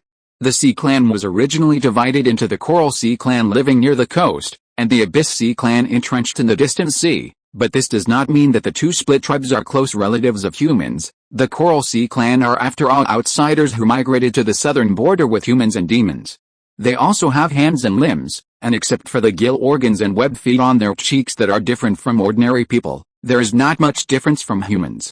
But the Abyssal Sea Clan are truly natives who have thrived in the Southern Territory for thousands of years. Their history can even be traced back to the ancient times before the Dragon Wars, and they have no kinship with humans at all. Even their appearance resembles that of a marine creature, with a torso and hands, and limbs resembling those of a giant, octopus-like tentacles. So they're not of the same bloodline? No wonder they're constantly at odds, Harvey suddenly realized. The coral people aren't good at fighting. They'd probably be no match for the truly native alien races in the vast ocean. Sirius laughed. True, but what's even stranger is that when the coral people first migrated to the Southern Territory, the Abyssal Sea Clan proactively welcomed and sheltered them, a group of castaways. They even taught and guided the Coral Sea priests in the migratory ascension ritual. The relationship between the two groups wasn't inherently fraught with conflict, so it was a mixture of love and hate. Harvey couldn't help but laugh. Then how did their relationship finally break down? The coral people are, after all, close relatives of our human race, skilled in architectural construction, and exceptionally skilled in arts like sculpture and painting. Therefore, the Abyssal Sea Clan initially chose to entrust the Abyssal Sea Clan with the task of decorating their sacred site. Over hundreds of years, the coral people, using incomparably gorgeous sea gems and abundant prismatic coral, built a magnificent coral holy city. After the holy city was established, the two tribes initially coexisted peacefully, enjoying a period of blissful harmony. But as both tribes worshipped the primordial sea god, the question of who would lead and govern the holy city, and who would manage the most glorious deity's rites, became the primary source of conflict. What began as a minor friction between the upper echelons of the clans escalated into armed conflict between the members and their followers. To avoid outright war, the two tribes agreed to have 3 of their sea god warriors duel every 3 years during a ceremony dedicated to the god. The winner would take full control of Coral City for the next 3 years. The losers would have to pack up and evacuate the holy city in disgrace, no one allowed to remain. This was unbearable torture and humiliation for both sides. And as far as I know, the Coral tribe haven't won a divine duel in 30 years. Arturo said helplessly, shaking his head as he looked at Sirius and Prayer, who were trying hard to stifle laughter. Never won once? Are the Abyssal Sea tribe so formidable? Harvey raised an eyebrow in confusion. Don't the Coral tribe also have many high-ranking sea priests?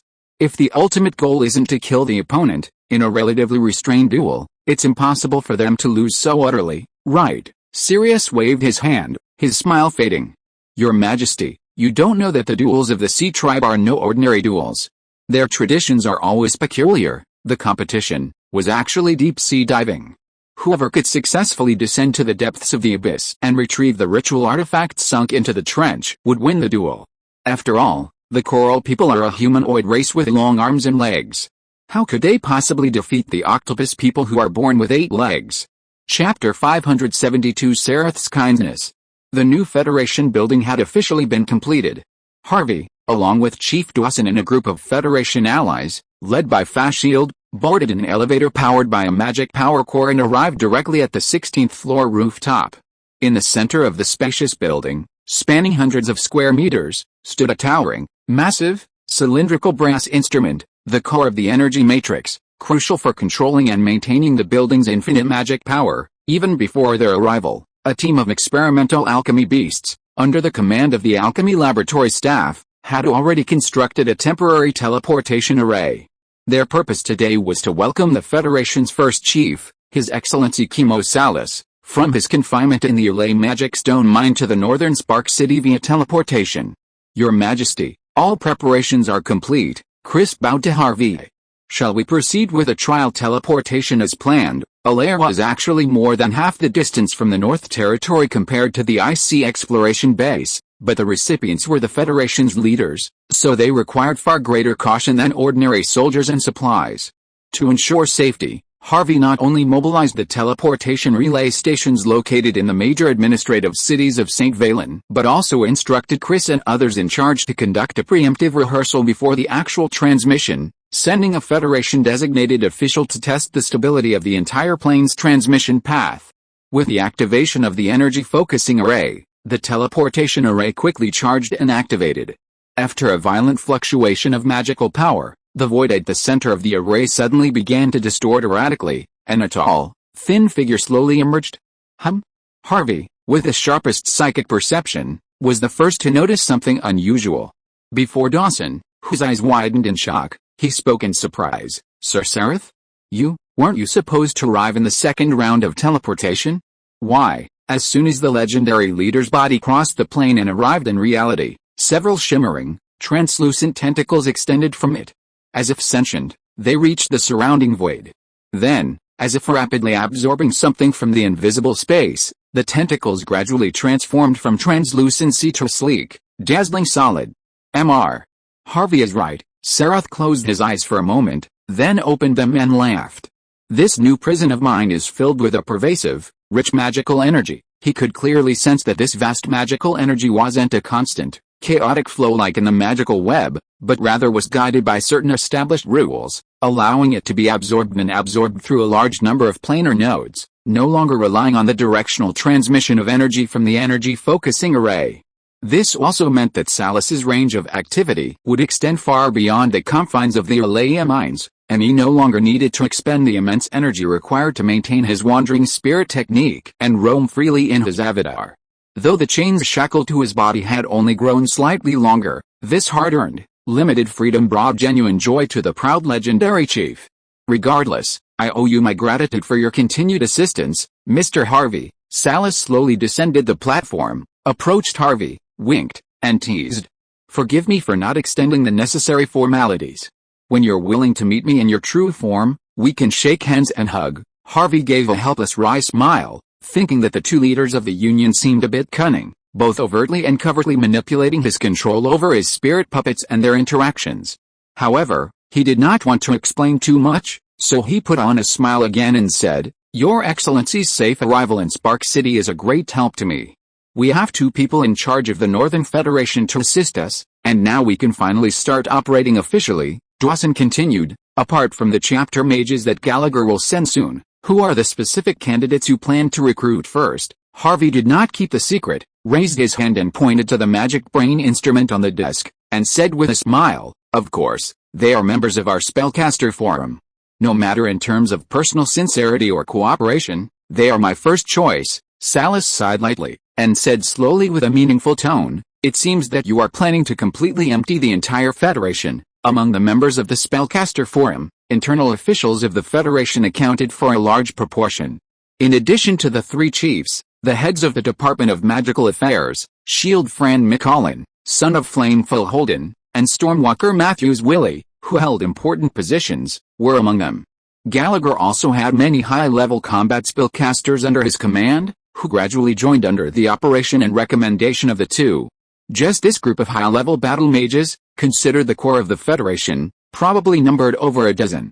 Numerous others, secretly recruited from various departments and eventually joined the Forum, were even more numerous. Even Cyrus and Dawson couldn't fully monitor the movements of many of these individuals. They were aware of the presence of numerous low-level members of the Federation's factions on the Forum, but their names and identities were completely unknown. Thus, with the tacit approval of the 3 leaders, the Magic Network Forum, in just a few short years, had completely eroded and infiltrated all major spellcasting organizations in the southern region, including the Federation. Harvey shrugged innocently and chuckled, "Your Excellencies are well aware that, with the Federation's current internal strife, unifying the human spellcasting community through your own strength is probably unrealistic. Only by rebuilding the Federation's decaying ruins could a new organization be established, one that discarded factional barriers, embraced the outside world, satisfied the desire for free exchange among spellcasters, and led everyone to act in unison." He turned and glanced at Mr. Fashield, who had been standing nearby. He saw recognition and affirmation in his eyes. After a pause, he continued, "Let's consider this a rebirth. Let those conservatives with outdated ideas and backward thinking continue their endless struggle. The rest of us should put aside our prejudices and move forward together." Harvey believed he had some skills in speech-making and incitement. At least the expressions of the two legendary leaders, which had initially been volatile, gradually calmed down. "Well, let's do as you say. The three of us will not object." Salas turned and walked to the window. Gazing down at the vibrant northern city below, he murmured softly, "Mr. Harvey, before you assign me specific tasks, I'd like to gain a deeper understanding of this new city you've created and its truly bizarre magical creations." Chapter 573, Navy's Southern Expedition. After receiving the transfer order from the Emperor and the military, Guders immediately led the naval battalion, which was training at the Ice Sea base, back to Spark City. Taking advantage of the last public holiday before the expedition, he hurried home and asked his wife to help him pack. This operation called for a southern march, crossing the Ralph River into Pharos and ultimately reaching the Sea Tribe territory in the southern seas. Without the aid of a teleportation array, it would be a very long march. His only son, who happened to have a day off on the same day, excitedly returned home and encountered his father, whom he hadn't seen for 3 months, sitting silently at the table. "Father? Why are you back?" Little Guders, freshly finished his shift and not even having time to change out of his standard Defense Force uniform, asked his father, who should have been at the Ice Sea base, in confusion. Guders glanced at him, but didn't intend to respond, picking up his knife and fork and returning to his plate of grilled steak. Little Gut sat down opposite him in confusion, and said to himself, "His Majesty has assigned you a new task? Apart from the training at the Ice Sea base and the sweep against the evil orc tribe, your navy system has no other use." Boom. Guders slammed the water cup lightly on the table, raised his eyebrows and said angrily, "Doesn't the Defense Force system have confidentiality regulations to abide by? You casually ask officers from other combat systems for details of operations. Aren't you afraid of being taken to the military court? You are really picky." Little Gut was choked and complained, "How can the confidentiality level of non-combat missions be so high?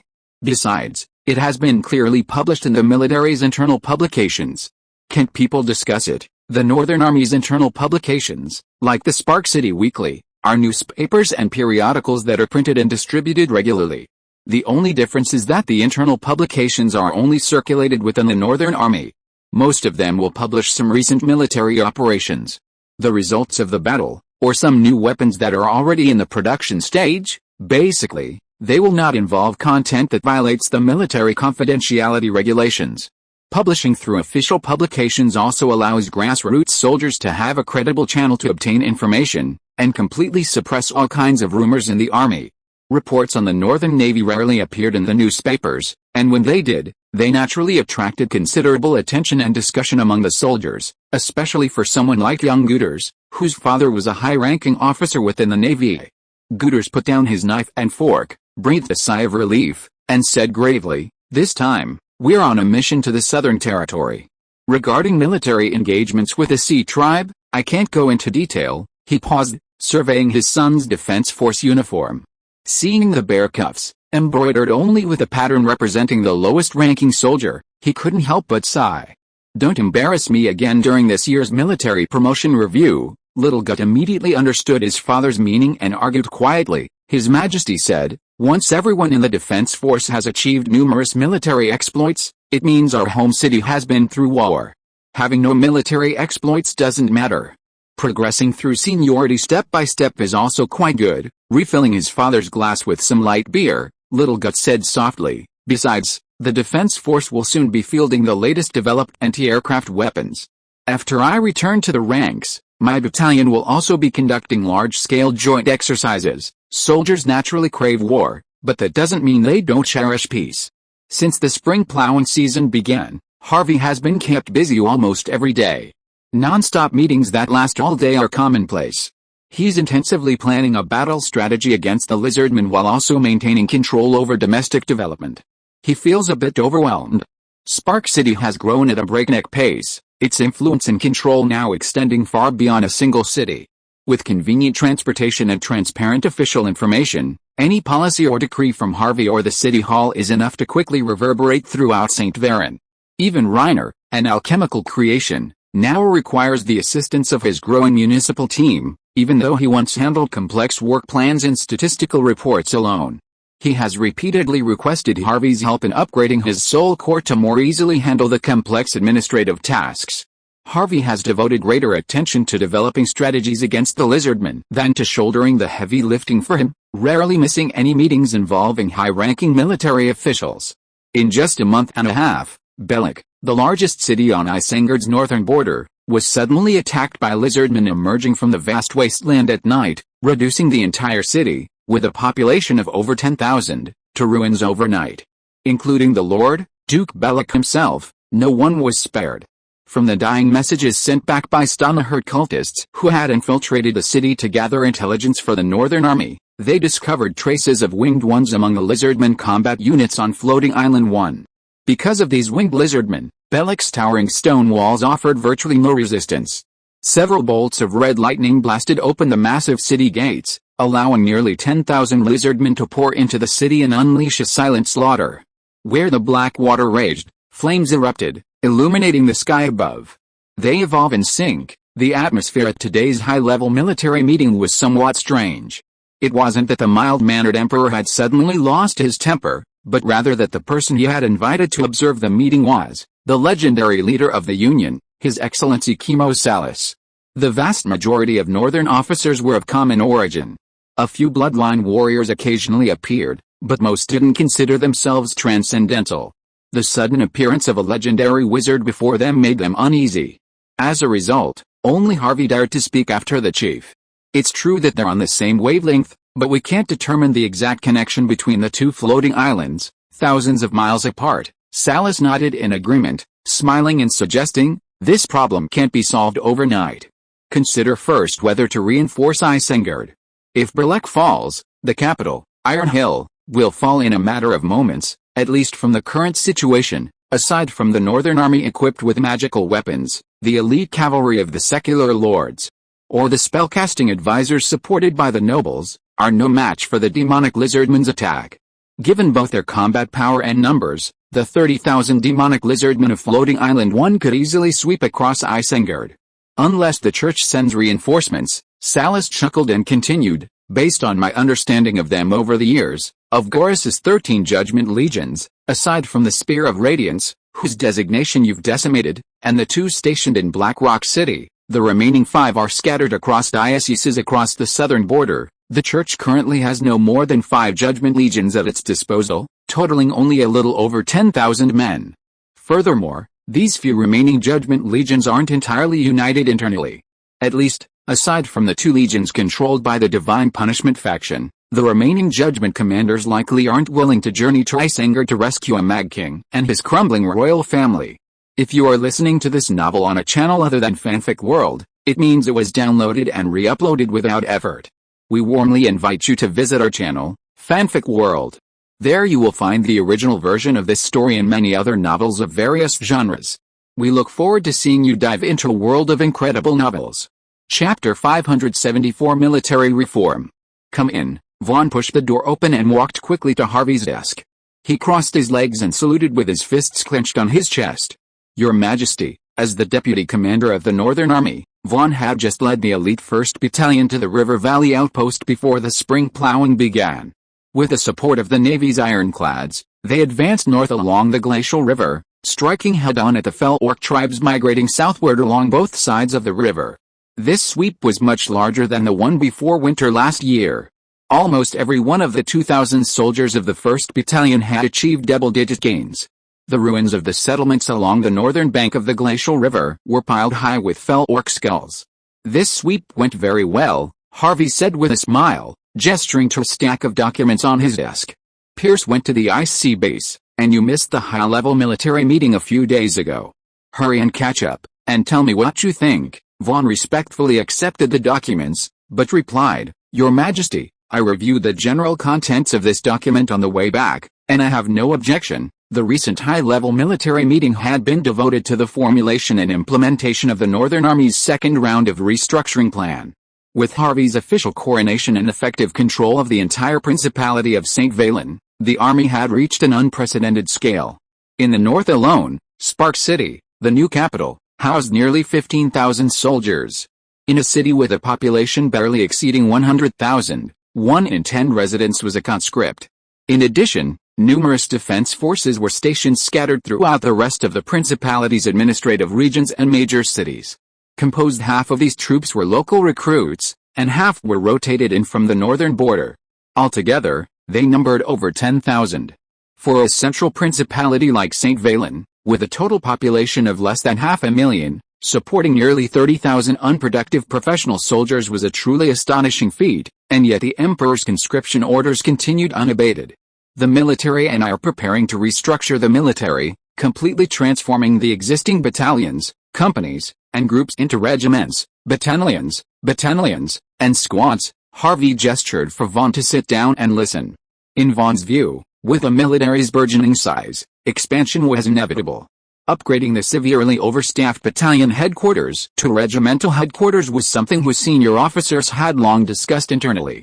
A corps, the Army's basic tactical unit, has a strength of approximately 3,000 men, comprising 6 battalions, each with a strength of 500 men. Each battalion is composed of 5 battalions of 100 men, each with a minimum operational unit of 10 men. Thus, St. Valen in the north will have 10 fully staffed Army Corps, while the Navy, Air Force, and Special Operations units will each be organized as independent regiments, fully cooperating with the Army in military operations according to the headquarters' strategic dispatches and tactical missions. After all, military restructuring has been discussed for a long time, so it's understandable that you have no objections. Harvey took a sip from his teacup. What about the introduction of the rank system? What do the mid and lower level officers and enlisted personnel think? Vaughn's spirits flared, and he quickly straightened his posture as he replied, soldiers are solely responsible for following His Majesty's orders and would never openly disobey or oppose them. It's just that the new rank system is a bit complicated, and the Northern Army had always prioritized veterans. Soldiers naturally stood still and saluted when meeting officers, and new recruits received the same treatment when meeting veterans. But the introduction of the rank system clearly disrupted this simple tradition. To advance in rank, ordinary soldiers had to earn a certain level of merit in battle or meet a certain number of years of military service. Yet, a veteran city guard with over 3 years of service in the guard had less accumulated military merit than a new recruit who had just enlisted for a year and had the privilege of participating in the Isengard expedition. Their chance encounter outside the officers' club created a somewhat awkward situation. Not to mention the young men in the general staff, fresh out of the military academy, parading around with the officer rank, which inevitably draws private complaints and dissatisfaction from veterans. Harvey nodded. I've heard of the situation you describe. It's fine. Don't suppress the soldiers' opinions. The propaganda department will continue to educate them until they fully understand the true meaning of the rank system. In principle, military ranks and positions directly correspond. Harvey adheres strictly to his memories of his past life on this point. Aside from minor differences between different military branches, rank and position mismatches within this headquarters are virtually impossible. The defense force rarely sees combat, and internal promotions are generally achieved through seniority. This naturally means they can compete with new recruits who have recently joined but frequently participate in combat operations. After all, risks and rewards always exist. Military positions may undergo various adjustments during wartime, but rank is a lifelong honor for professional soldiers, representing both their seniority and their military achievements. After retirement, soldiers can still receive a generous pension from the military and government based on their rank, with higher ranks naturally receiving more. Vaughn nodded rapidly, having already decided that upon his return, he would immediately have officers at all levels review the military organization and rank regulations promulgated by the military. He would never again let the soldiers' private murmurs and confusion reach His Majesty's ears. Very good. Also, you should have been informed of the border operation plan, right? His Majesty's thoughts were so jumpy that Vaughn was stunned for a moment before replying hastily. I heard from General Pierce that the Northern Army is dispatching 2 divisions, totaling 6,000 men, to Wolffang Ridge, on the border between St. Varen and Isengard, to completely block the border area, and be ready to respond to the Saurians advancing from the north. He subconsciously addressed his immediate superior by his new rank, which actually brought a satisfied smile to Harvey's face. Then, "Colonel Vaughn, is it all right for you to take full charge of the border operation plan?" Vaughn quickly stood up, gave Harvey a standard military salute, and shouted, "I will definitely live up to your trust, Your Majesty." Then it suddenly occurred to him, why wasn't Commander Pierce leading such a massive campaign in person? Harvey, of course, saw the confusion in his expression and explained with a smile, "The border operation plan is time-consuming, and with your calm personality, you are the most suitable person to take command. Pierce has more important tasks at the IC base." Vaughn's eyes widened in disbelief. "Your Majesty. Your Majesty, are we also going to attack the second floating island at the IC base at the same time? Fighting on two fronts, that would involve a mobilization of nearly 10,000 troops." Chapter 575 Modification Genius. Harvey awoke from a brief nap, feeling a throbbing pain all over his body. Regaining consciousness, he realized he'd spent the rest of the night in his office recliner. A long day of meetings had left him exhausted, and he barely had the energy to even leave for his bedroom. As a research mage who hadn't undergone flesh and blood transformation, his frail health was gradually becoming a challenge for him in handling the arduous administrative tasks. Harvey had repeatedly considered soul transformation, but his love of fine food and wine always managed to suppress this urge.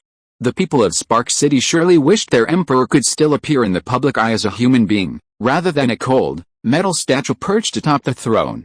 While he was lost in thought, a guard arrived to report the chief of the defense forces, Kalen Nelson, had urgent business to report. This was a very rare situation. Generally speaking, aside from the daily duties of defending the city, the guards rarely encountered any emergencies requiring their decision-making. These city defenders, culled from the Northern Army due to slightly substandard skills, weren't inherently inferior. Compared to the elite Northern troops tasked with external combat, they simply lacked some practical experience. Of course, he always believed that the guards' lack of combat experience meant the city wouldn't have to endure the brunt of war, which was a positive development in some ways. Frequent drills could compensate for the soldiers' lack of experience, and they also received several rounds of external deployment each year, ensuring they wouldn't be completely useless. "Let him in," Harvey nodded, reading the remaining unprocessed bulletins from yesterday. "Your Majesty. Kylan Nelson greets you," a gruff voice echoed in Harvey's ears, causing him to raise his head and take a closer look at the middle-aged officer before him, whose features were clearly half-orc. Harvey seemed to have some recollection of him. This was an orc he'd taken in during his pioneer days. A militia member who had rescued him tragically died at the hands of pursuing evil orcs, leading him to stubbornly choose to take his surname upon joining the territory. He was quite the true character. "Well, what do you need to report?" "Let me make it clear, if you're asking for additional funding for the defense forces, I won't allow it. Going through the military and finance ministries to get in touch with the Emperor will land you in a court-martial." Harvey winked at the orc colonel, a teasing expression on his face. The approachable attitude made Nelson, who was so nervous that he was sweating on his back when meeting the Emperor for the first time, relax a lot. He bowed quickly and said, "It's not a funding issue. Your Majesty, I have received reports from the people saying that traces of suspected alien enemy activities were found in the area of Big Bear Lake northwest of the royal capital." "What?" Harvey slammed the table and stood up, frowning in surprise. "There are traces of magic lizard people activities northwest of the royal capital? And they were discovered by ordinary people? Colonel Nelson, you just tell me this incredible folk rumor without any verification. Thanks to the strong military strength of the North and the record of fighting in the southern countries for many years without a single defeat, the local people always have blind confidence. Even when Harvey personally delivered a speech on the highest alert, they were not afraid of the impending alien invasion. There were even many people who mistakenly took some large lizards they captured as imaginary enemies to the city hall to seek credit while going out hunting on holidays, which made the officials laugh and cry." Nelson ignored Harvey's reprimand and handed the package to the guard, presenting it to Harvey. It was a bundle of shrub rhizomes that appeared to have been incinerated by flames, but not completely carbonized or scorched. Suspiciously, most of them were coated with a dark, sticky substance. The familiar, irony-like odor reached Harvey's nose, instantly making him nervous. "Blackwater," he demanded. "What is Great Bear Lake? I've never heard of it. How far is it from the capital? Who first discovered it?" "Great Bear Lake is 800 miles from the capital, a vast, natural lake in the wilderness. The first to discover it, was a civilian hunting team. They just returned at dawn today and immediately passed the information to the defense forces upon arriving at the city gates, 800 miles. The Exploration Department of Spark City has only mapped an area of less than 500 miles around the capital. Harvey frowned again, saying in disbelief, "How is it possible for a civilian hunting team to reach such a far place? Without weapons, if they are more than 100 miles away from the capital, they may be attacked by wandering evil orc tribes. Don't tell me that there are bloodline warriors and spellcasters in the civilian hunting teams. Even if there were, it would be impossible for these scattered extraordinary people to easily escape from the hands of the demon lizardmen who often act collectively in the tens or hundreds, let alone have the opportunity to return to Spark City to report the news." Faced with the Emperor's questioning, Nelson couldn't help but wipe the sweat from his forehead. He tremblingly explained, "The hunting team certainly doesn't have magical weapons, but in recent years, many local residents have been able to acquire alchemical vehicles discarded by the military. A round trip of hundreds of miles shouldn't be a problem. However, relying solely on second-hand military vehicles wouldn't be enough to ensure safety in the treacherous wasteland." Harvey had long heard that the locals favored recycling of alchemical artifacts discarded by the military and government agencies. Even these defective items, their soul cores destroyed, were crafted from refined steel and magical metals, perfectly worth remelting and refitting. He had always acquiesced. Without the power of liquid mana, these alchemical vehicles, powered solely by magic stones, could travel no faster than a horse-drawn cart across the wilderness. Something was wrong. Harvey narrowed his eyes, staring directly at Nelson and demanding, "Does this hunting team you're talking about still possess alchemical beasts from the military and government?" Nelson's heart skipped a beat, and he lowered his head and confessed honestly, "Yes, with some soul cores that weren't completely destroyed, they modified the engineered alchemical beasts into semi-armored alchemical beasts with both offensive and defensive capabilities." "Oh? There were actually citizens of the capital who weren't employed in the alchemical labs and had the ability and technology to modify alchemical beasts." Before Harvey could ask again, the half-orc colonel tumbled to his knees and, terrified, confessed everything. "Your Majesty, please forgive my sins. It was I used my connections to get Larry a discarded alchemical beast from the Ministry of Construction, so he could modify it for hunting trips. Larry also led the hunting party. But what they saw and heard at Great Bear Lake was absolutely true. I couldn't in good conscience conceal such crucial military intelligence. I chose not to report it to you just to protect Larry. He had a clear distinction between public and private matters, but reselling the city hall's discarded alchemical artifacts was indeed a bit outrageous. Even if he wasn't doing it for personal gain, it was a serious violation of the kingdom's laws." Harvey snorted coldly and said calmly, "Who exactly is this alchemical beast modification genius you're talking about?" "Larry, he's my only son." End of this chapter. Thank you so much for reading until the end. Don't forget to give it a like. Looking for more exclusive content and immediate access? Subscribe to our Patreon. Remember, every like, subscription or donation encourages us to continue. Thank you all. See you in the next video.